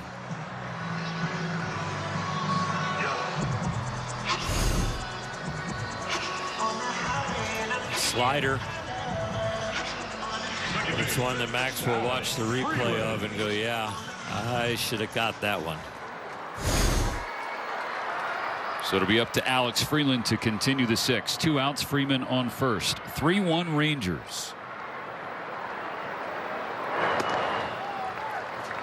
Fastball upstairs. Will Smith has a helmet, grabs a bat. Just in case. Fralin pops it up. This time Young points at Seager, who drifts in to the outfield to make the catch. So the miscommunication and misplay doesn't hurt Texas. They maintain a 2-run lead. Celebrate Women's Night on April 28th. Grab your special ticket package and get your exclusive Women's Night quarter zip sweater. Presented by UCLA Health. For tickets, visit Dodgers.com/promotions. Dodgers chasing 2, 3-1 Texas, starting the 7th inning. Ben Kasparius now on the bump.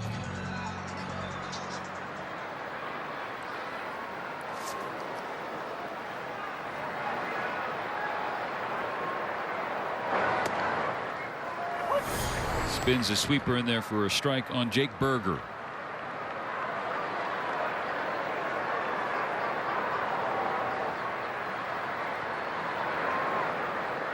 Berger had 3 of Roki Sasaki's career-high 6 strikeouts. And they were all of the swinging variety.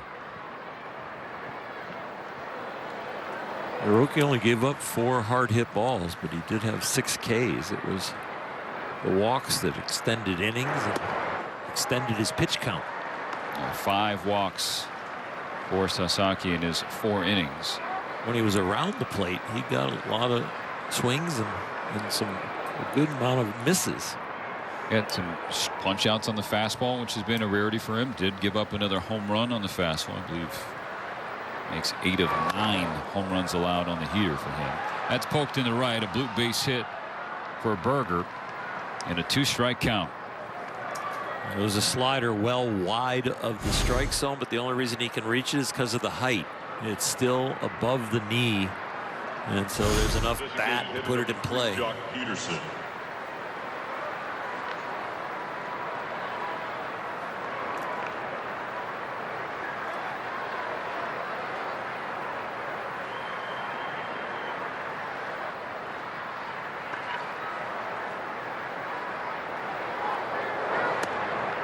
Jock Peterson showed bunt, pulled back, and took a strike.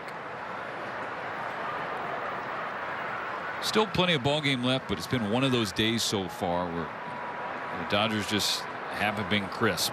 7 walks handed out,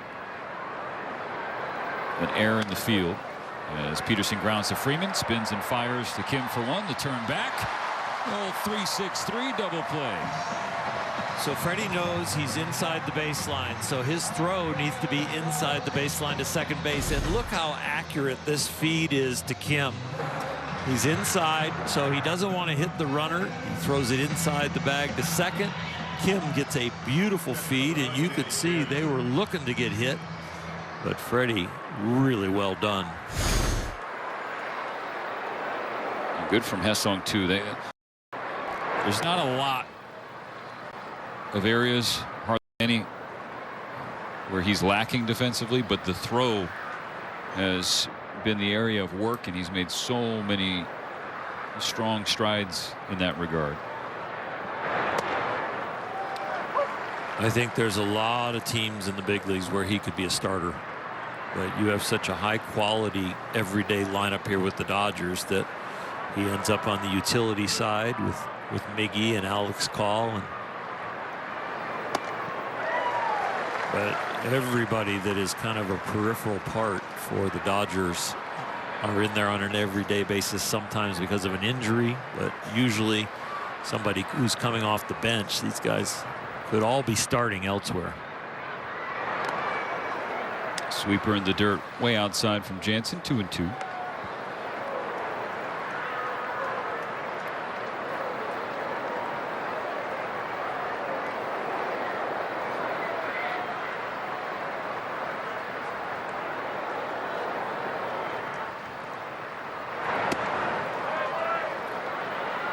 Rangers have had 14 base runners and only 3 runs, and they are 1 for 11 with runners in scoring position. So both teams have not done the job when somebody's gotten on, really.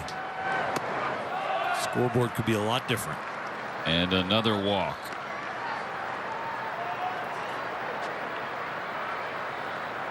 After being ahead 1-2, Kasperius loses Jansen. Jansen with 3 walks by himself today.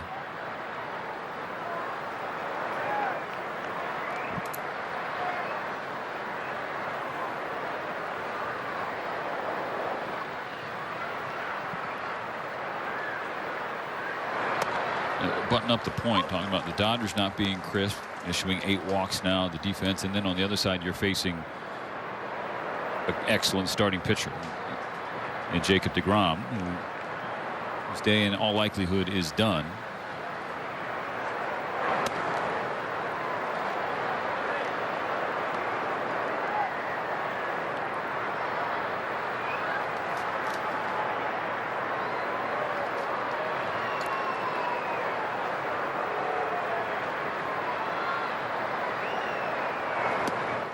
Ball and 2 strikes.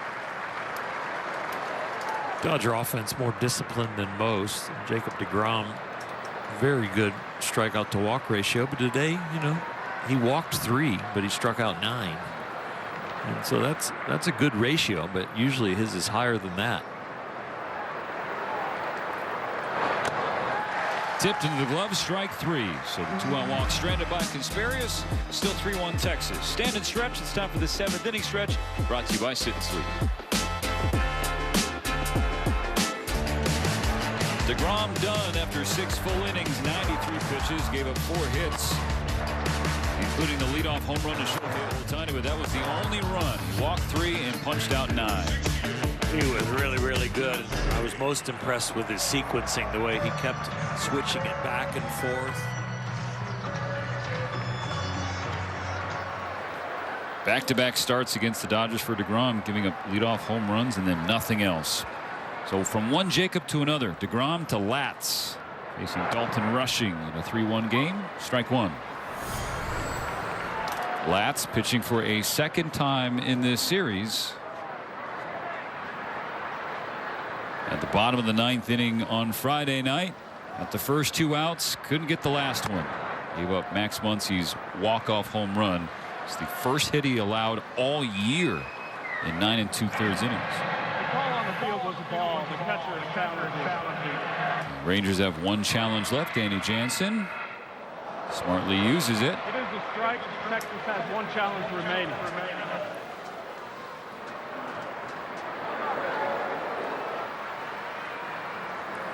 Latz a 4-pitch guy.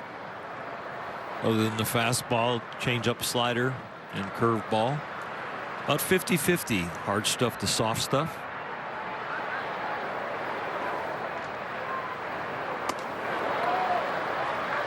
If you think somebody who's 50-50, you think, oh, it's the off-speed stuff that's getting it done, but it's not. Opponents are 0 for 20 off his fastball this season.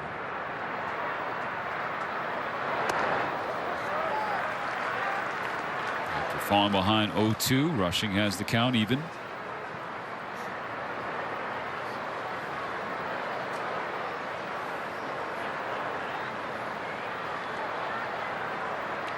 On a 2-2 from Latz. Rushing takes a ball in the dirt.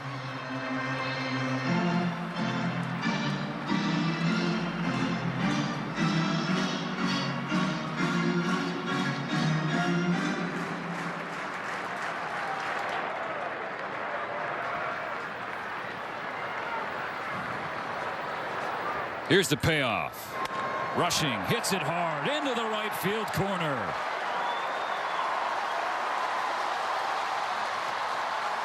Dalton Rushing brings the tying run to the plate in the 7th.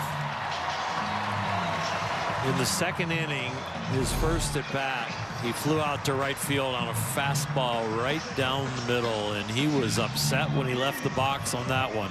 But this one, he leaves the box happy. He gets an up breaking ball and a linea down the right field line for 2 bags. Now Alex Call at the plate.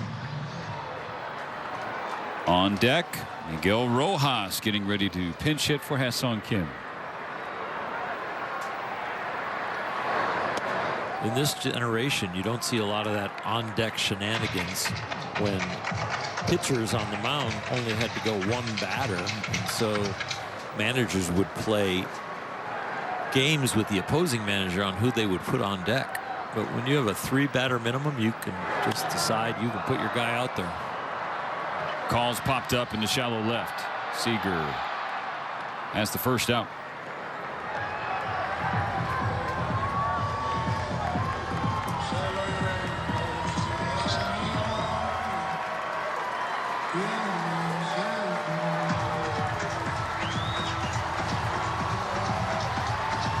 Dodger fans seeing that Miguel Rojas is up there.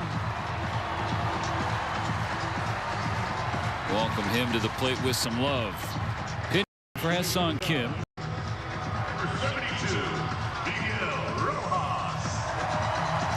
Dodgers are now 0 for 10 with men on in this game. And pretty much the reason they only have 1 run is Shohei got it done as the first batter of the game for the Dodgers. Since then, not any hits with men on.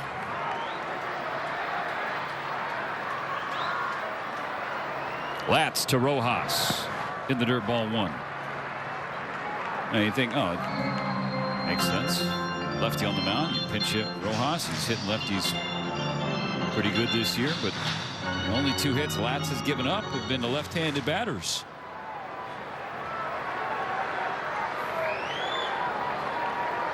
One on, 1 out, 3-1 Texas. On the 1-0, Rojas checks his swing, and he held up strong.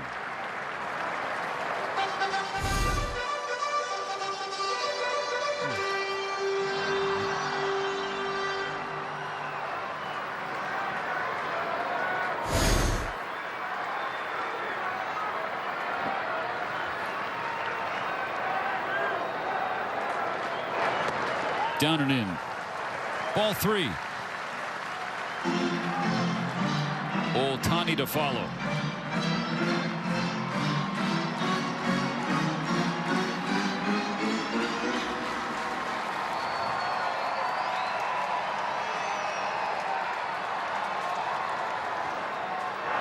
That's a 4-pitch walk. Tying runs aboard.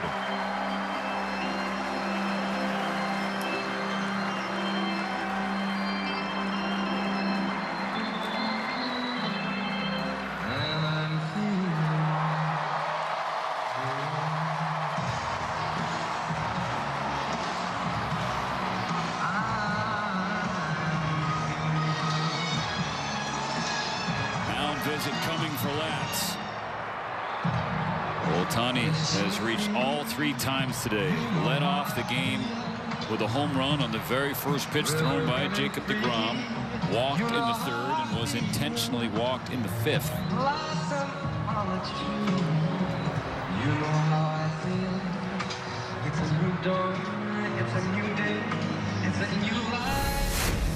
First inning.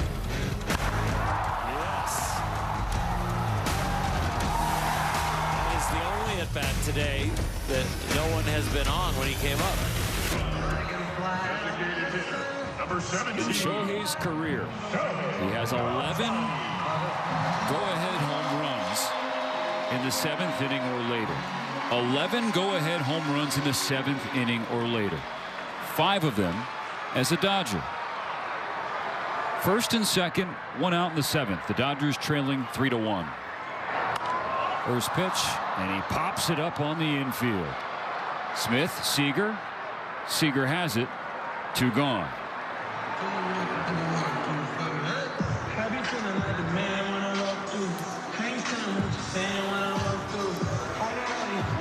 Kyle Tucker will get another opportunity. Right fielder, number 23, Kyle Tucker.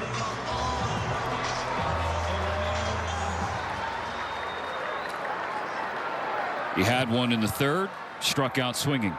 Had one in the 5th, struck out swinging. Now in the 7th. A wave and a miss. He's looking for that first Dodger moment at home. This would be huge if he could clear the fence. 0 for 2 with runners in scoring position today. 4 for 17 with risk this season. On the 0-1 from Latz, Tucker hits it on the ground into right field, a base hit. 1 run is in. It's now 3-2.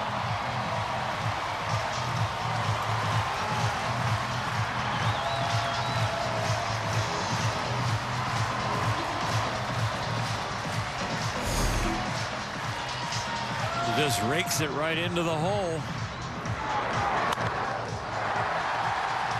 They were playing no doubles at first, and that hole over there, the 4 hole, was definitely bigger for him. First and third for Andy Pages. He won't get to face Jacob Latz. Skip Schumacher making a change. We'll be back to Dodger Stadium in a 1-run game.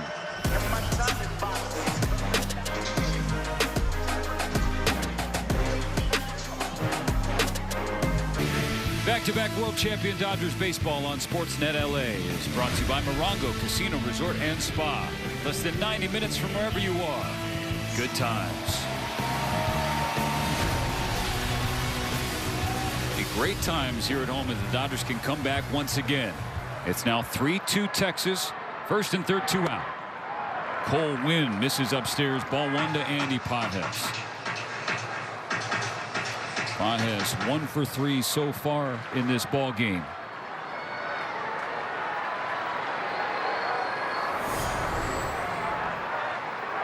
Rojas on third, the tying run. The pitch.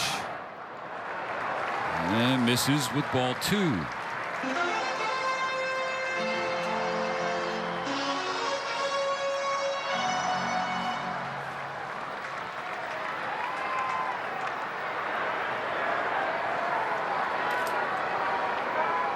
On a 2-0.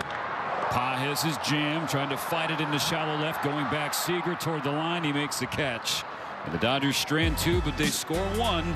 1-run ball game on to the 8th.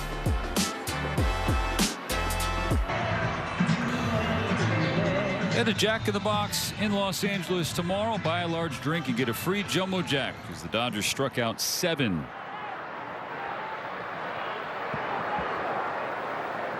They trail 3-2 starting the 8th inning. Ben Kasparius with the ball to Josh Young. Miguel Rojas remains in the game at shortstop after pinch hitting for Ha-Seong Kim.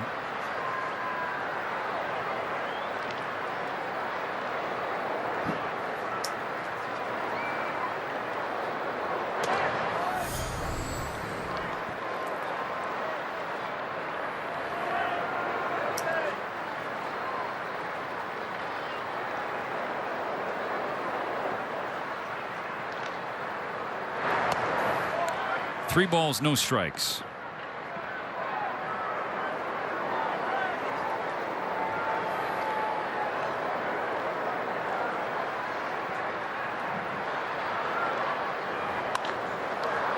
And Young shoots it into right field, a base hit.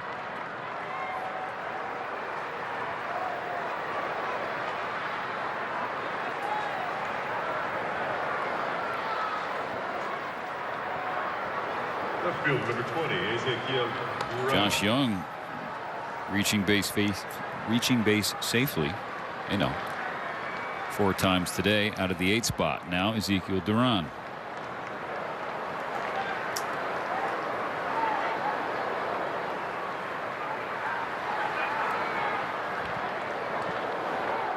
Corner's ready to crash, but Kasparius misses with ball 1. Duran was trying to give himself up with the sacrifice bunt. Second time we've seen that from the Rangers after a leadoff man gets on, and not the second time we've seen the leadoff man get on. They've done that 7 out of 8 innings. Ball 2. They're trying to run the same offense that they ran in the 6th inning. Young reached on a walk. Duran laid down a bunt. Edgardo Enriquez threw the ball away off the glove of Freeland covering at first base. And then Young came around to score, and that's the difference in the game right now.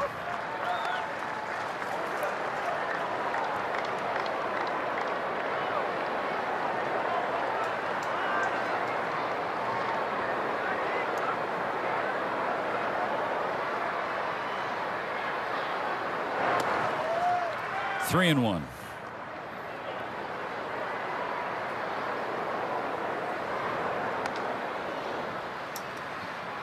Look down in the left field bullpen. Will Klein starting to get hot.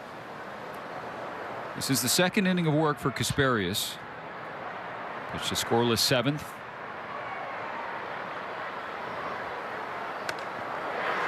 It's a wave and a miss and fills the count against Duran. He's thrown ball out of hand pitches, and he's thrown them right on the edge also.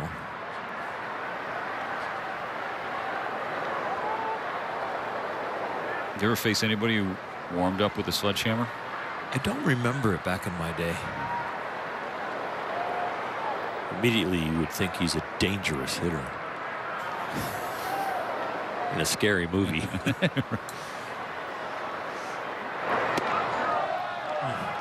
Ball 4. Another walk. 2 on, nobody out.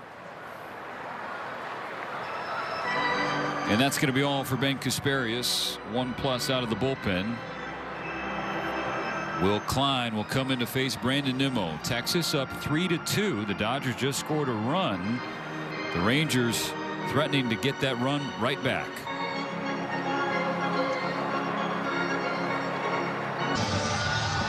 After the second game of this series, Dave Roberts lauded the Dodgers starters for allowing them to deploy their relievers in the rightful spots. That's what Doc said. Because Roki Sasaki could only pitch 4 innings today and really had to grind through that, and because there have been too few strikes thrown, Will Klein is the 4th reliever of the game. And here it's runners on first and second, no outs in the 8th, trailing 3-2. Strike 1 on Nimmo.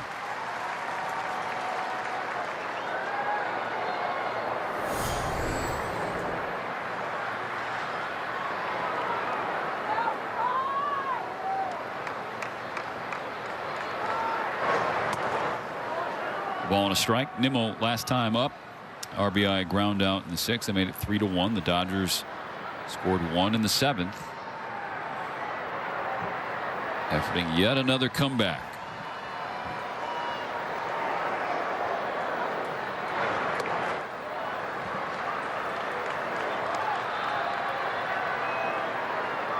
Will Klein thrust into the fire right here. Get a run and get back in the game a little closer. Only 1-run deficit. This is a huge inning to get out of. Oh, you wish you had your challenge. 3 balls and a strike.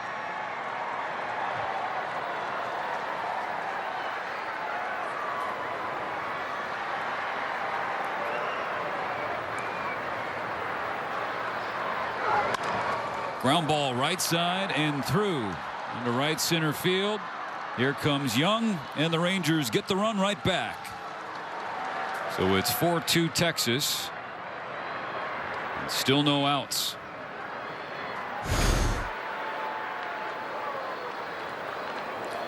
We've seen some hitters counts, and we've seen Texas let the bat go with hitters counts. 3-1, 3-0. They're swinging. They're not hitting it hard, but they're putting it in play and finding holes. And taking advantage of free passes. And not even, and it's not just the walks, right, Oral? Because when you find yourself in 3-ball counts, 3-0 or 3-1, now you got to throw something over the plate. Yeah, it's got to be over the plate. You got a batter up there with relaxed hands and feeling good. So yeah, they go up a notch, and you kind of go down a notch in effectiveness and what you have to execute.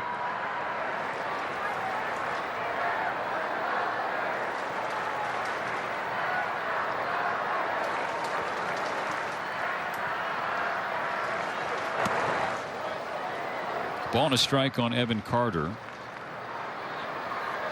He's reached 3 times and gone deep today.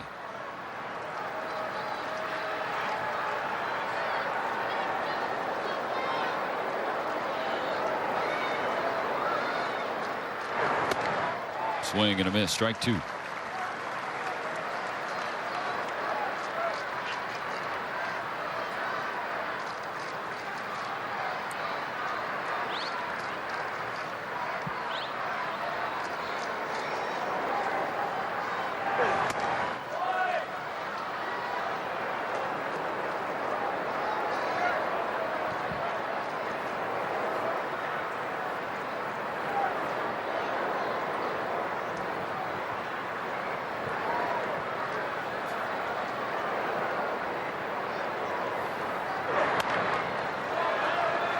Still 2-2 on Carter.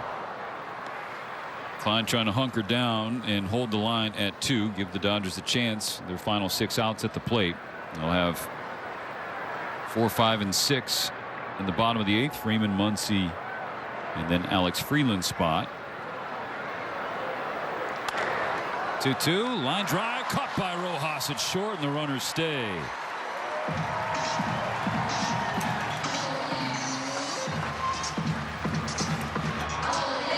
It's not the jump that's impressive. It's what his head is doing and his eyes are doing as soon as he gets down. And it's before he even lands after the jump that he is looking around for where could I possibly double somebody up. Number 5, Corey Seager.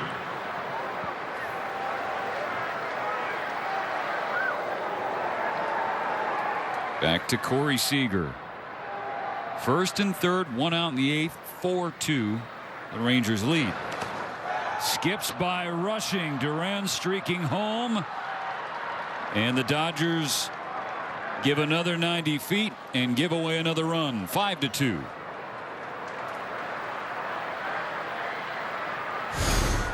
It's easy to say this game has not been cleanly played by the Dodgers. It really is turning ugly. It is a miracle that Texas doesn't have more runs. They've had 18 base runners and now just 5 runs, and that wild pitch scores the 5th one. Now you take double play out of order 2. As Nimmo's on second.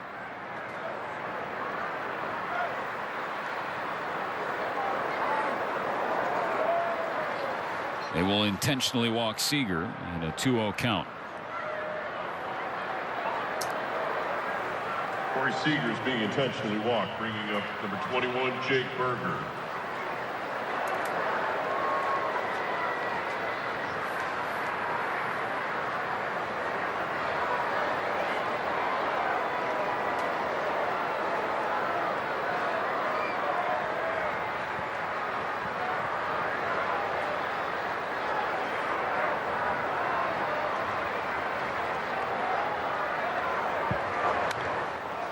Strike 1 on Jake Berger.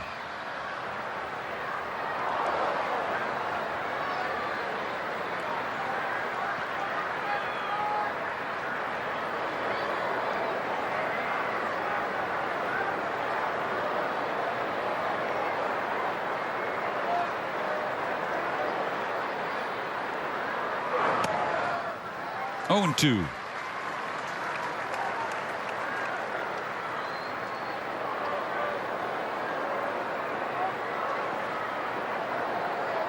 Looking to roll a pair right here.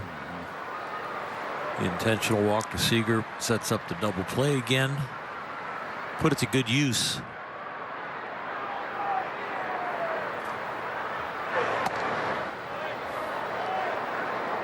Fastball low outside. Klein seemed to lose his footing there. A ball and 2 strikes.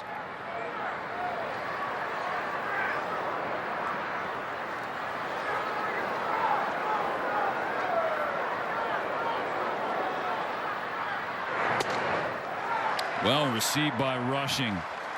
Framed up a fastball. Strike 3 on Berger. His 4th K. Top of the strike zone, slightly on the outside corner, and that was well done.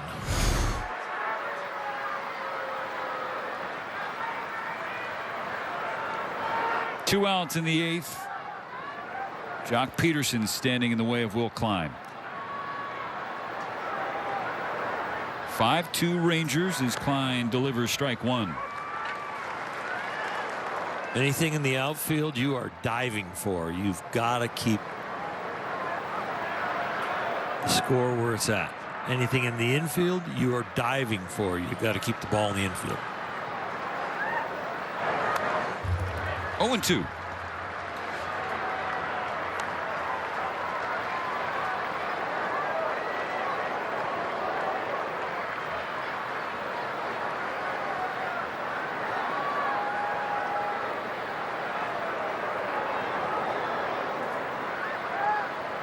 Here's the pitch. Peterson went around. The ball skips away, so Rushing's got to throw to first to make it official. That ends the inning, but Texas scores 2 to extend the lead. The Dodgers trail by 3. Don't forget to stay tuned after the game. Access SportsNet Dodgers, presented by Mercury Insurance. John Hartung, Jerry Harrison Jr., Nomar Garcia-Parr standing by in studio. Jay Hare telling the Dodgers keep fighting. Down to their last 6 outs, they trail 5-2.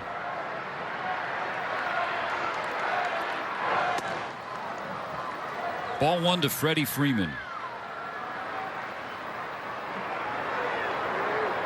A couple of guys with roots in Orange, California facing off here. Freddie Freeman and Cole Winn. Ball and a strike. Winn was a star at Orange Lutheran High School. The 15th overall pick in 2018. 2-1. Freddie just a couple years older out of El Medina.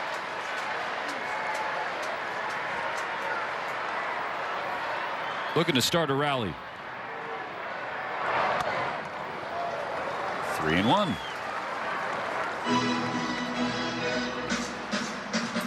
Not afraid to hit with 2 strikes. He might be taken all the way right here.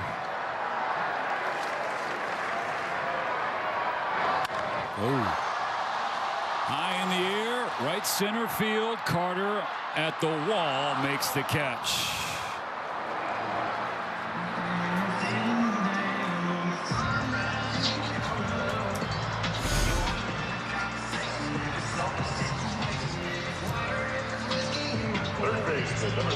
It was elevated. Probably would have been ball 4. Even still, Freeman just missed a homer.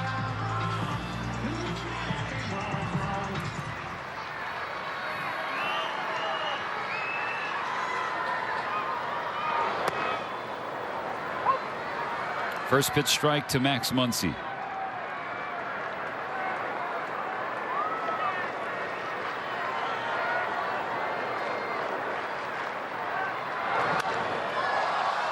Fly to right.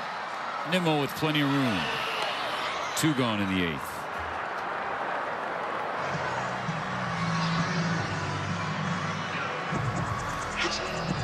Well, if Alex Freeland can get on, it guarantees Ohtani a shot in the 9th. The 5th round was a tough one to swallow. Yep. There's a lot more pressure on the pitcher when they're only down by 2, because somebody gets on, you're just facing the tying run all the time. Down by 3, it's a lot more relaxing on the mound. Changes your pitch selection, changes where you really are thinking about throwing the ball more to the middle of the plate. 2-0 for Freeland.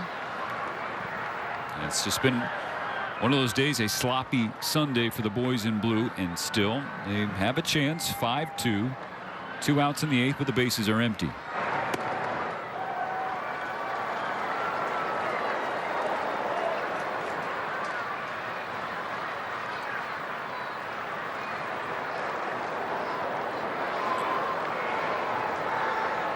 Here's the 3-0. Strike 1.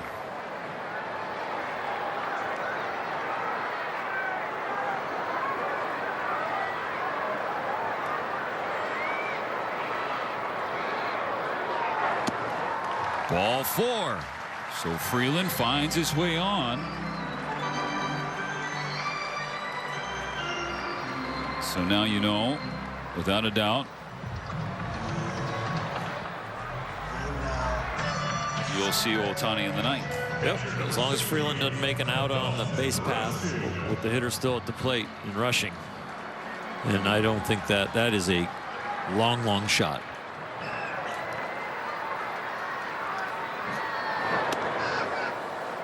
Super short lead. Not going to try and move up on anything that is short of the backstop.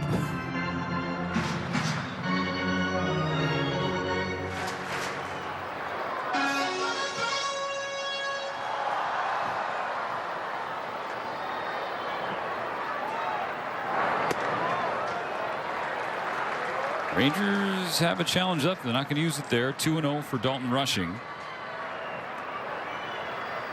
Doubled and scored his last trip up there in the 7th.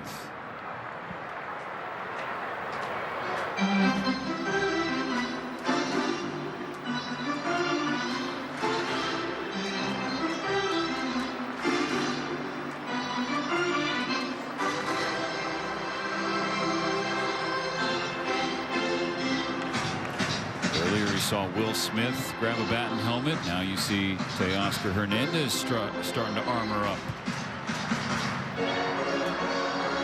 It's a small discussion on the mound about how to get him out, but really a bigger discussion and motivation to just get the ball over the plate.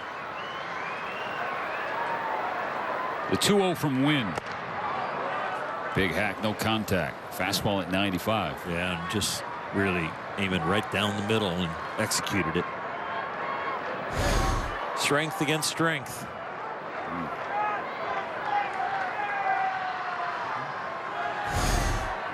Nod of the head from Rushing. Now the 2-1 stays high. Ball 3.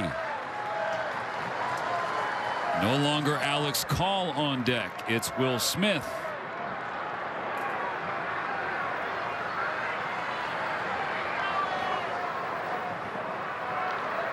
The 3-1.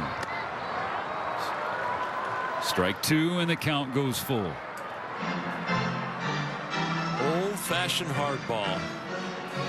Fall behind 2-0, get a visit from your catcher, and then we are just throwing fastballs near the middle.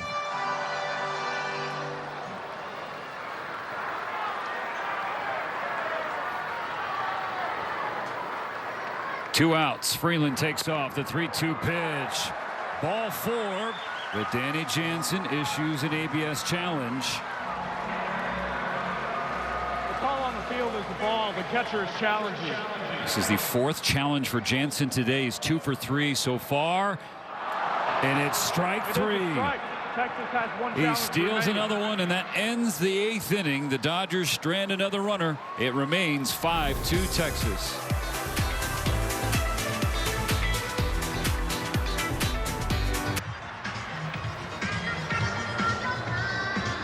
Here's the 9th inning. 5-2. The Dodgers behind Texas in this series finale. The Rangers trying to avoid a sweep. Dodgers have already locked up the series win.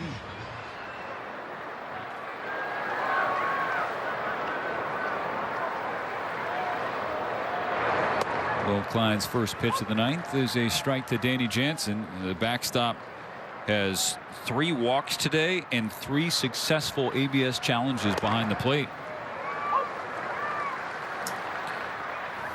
For a team that doesn't challenge much, very good accuracy.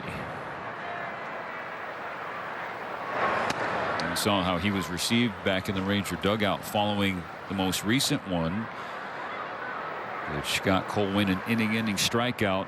Dalton Rushing. So instead of facing Will Smith as the tying run in the 8th, inning over.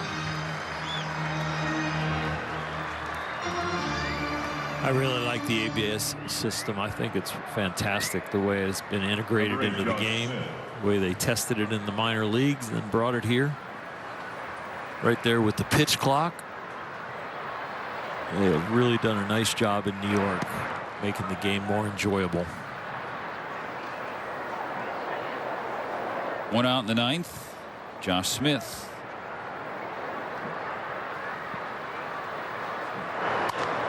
Bottom of the order has been productive today for the Rangers.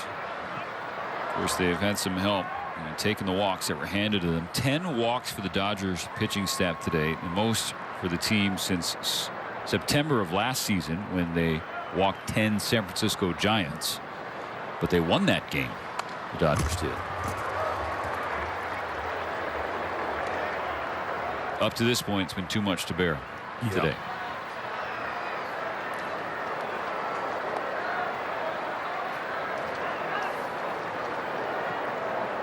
I still think hands down the best team in baseball.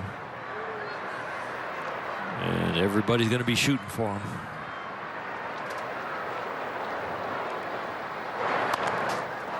Slap to third. Muncy on the backhand throws across his body. Heck of an effort, but not going to get Smith.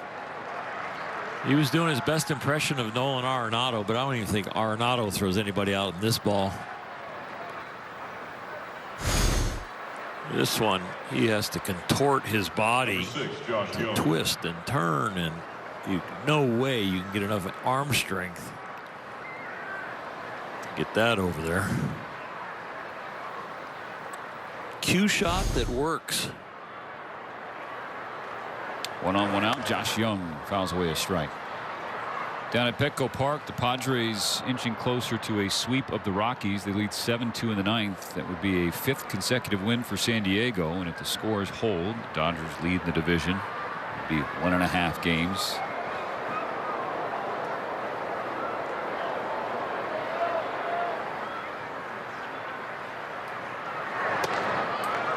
Oh, and 2.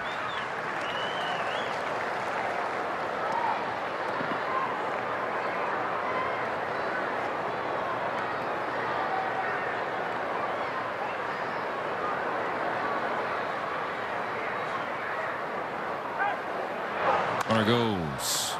Hit hard. Foul of first. You just mentioned it would be a 1.5 game lead on the Padres. Dodgers win the division by double figures, higher or lower. You ask? Oh, you're asking me. I say lower. Really? Yeah. I think it's going to be higher if they stay healthy. Chopper toward third. Muncy's going to let it roll, and smartly so.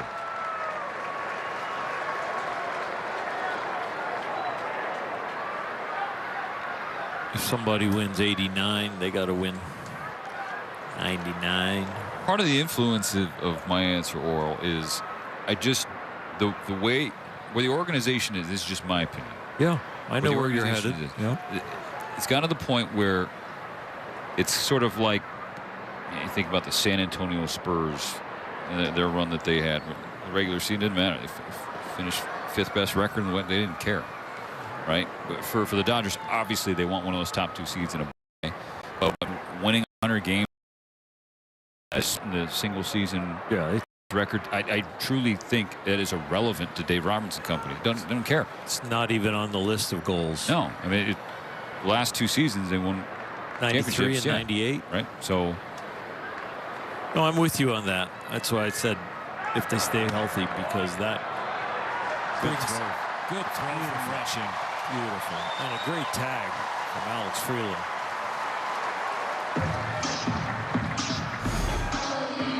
Throw, doesn't even try and get on top. He just sidearms it with the shoulder turn, and that made it tail a little bit. And that one hop tag by Freeland. Some really good hands. No challenge from the Rangers. Dalton appreciates it. I saw Freeland, Dave, rushing the golf clap on this Masters Sunday. Rory McIlroy won that by 1 shot over Scotty Scheffler. I just saw that on the news a little bit. Came across my phone. So back-to-back Green Jackets, now back-to-back World Series champions trying to rally in the 9th. 2 balls and 2 strikes on Josh Young.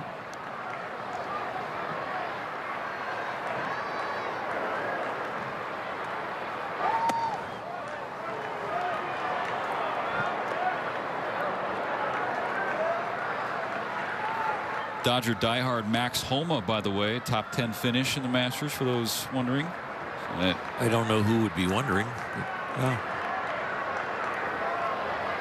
What? These guys are giving me dirty looks right now. I want to know why. You. Well, we're doing a baseball game. Why are you talking golf? The 3-2. Fouled away because he's a Dodger fan. Okay. Diehard Dodger fan. I'll get everybody in the top 10's phone number and call them to see what team they're fans of. Scotty Scheffler, what do you think? No, he's a Texas kid. He's Rory McIlroy's, it's a soccer team. Another 3-2 from Klein. Waving a miss, strike 3. And so the deficit is 3. The Dodgers have 3 outs. In the 9th, trailing by 3 in this series.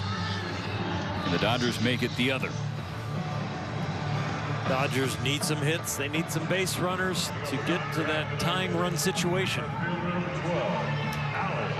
Alex called to lead things off. Then Miguel Rojas is spotted the order, but you see Will Smith on deck now and Shohei Ohtani in the hole. He is the potential tying run. Strike one from Junis. Callers reached twice today. Singled in the third, walked in the fifth. Quickly 0-2. Junis so far this year, 6 appearances. He has yet to give up a run. 7 innings, no walks either. 4 Ks. Couple of saves, couple of holds.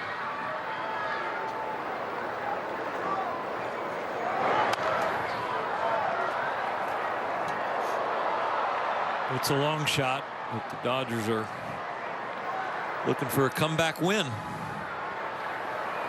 They have the most in the major leagues with 7. This would be an exciting one. And they have 2 already this year when trailing after 6 innings. That was a rarity in 2025. Just 8 such victories all season long.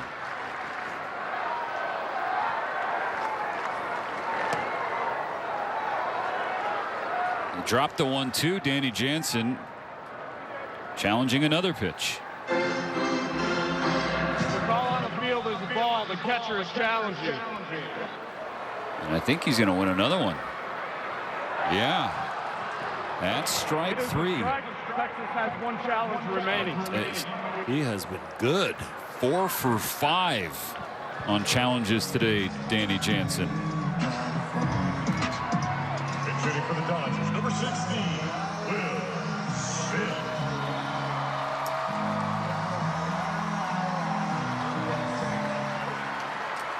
Will Smith pinch hitting in the 9th inning. Slow heartbeat. I mean, given that production, you would love him to be the tying run at the plate. Now they're asking him to be the rally starter. 2-0.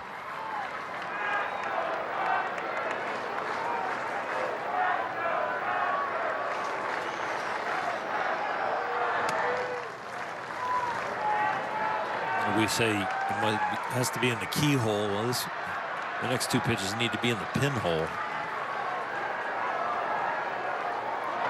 That's outside. Even if you get the one you want and you hit it hard, you still got fielders out there that can make an out.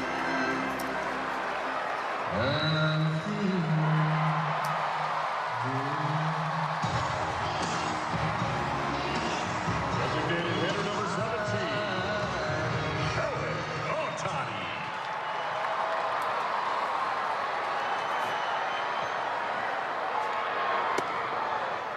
Ball 1 to Shohei. Team pitching right here is throwing it near the middle and challenging Shohei. Selfish pitching is trying to get him out on the edges. Ball and a strike. Tying run on deck with Kyle Tucker. 5-2 Texas in the 9th. 1 on, 1 out, 1 ball and 1 strike.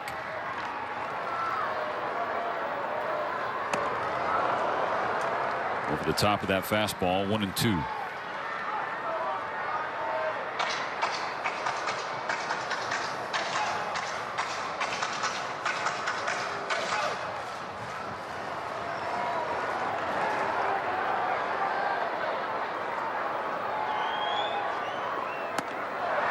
Ohtani chases a change and strikes out swinging. The Dodgers down to their final out.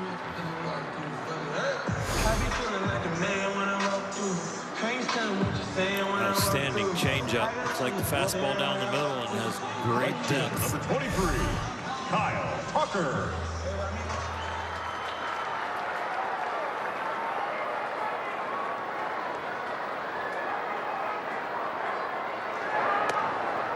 Smith takes second.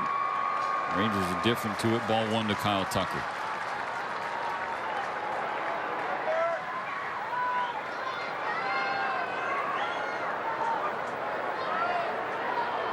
Smith's going to do it again.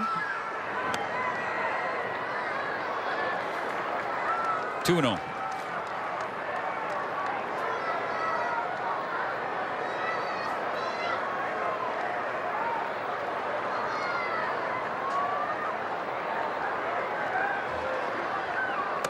Ball 3. Walks have been a theme in today's game, but mostly for the Dodger pitchers. They walked 10. Last time they did that was last September. It was against the Giants. They won 2-1. Strike one on the inside corner. Same thing you said for Smith applies for Tucker.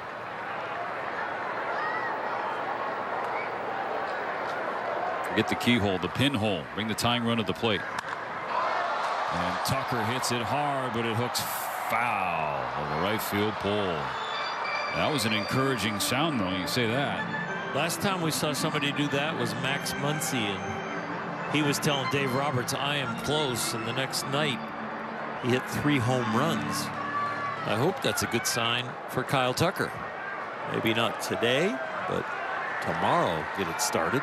Dodgers down to their last strike. Tucker to right center. It stays up for Carter, and that ends the game. The Rangers avoid the series sweep, stealing the finale 5-2. They win the series, but they stall at the 7 mark with comeback victories. Too many walks issued, too many strikeouts offensively, not clean enough defensively, but they still win the series. They start a new one tomorrow against the visiting New York Mets. Coming up next is Access SportsNet Dodgers to break this one down. So on behalf of the Bulldog, Oral Hershiser, Kirsten Watson, and our amazing crew, Stephen Nelson, thanks for being with us all weekend as the Dodgers took the series from Texas. Access SportsNet Dodgers is brought to you by Mercury Insurance.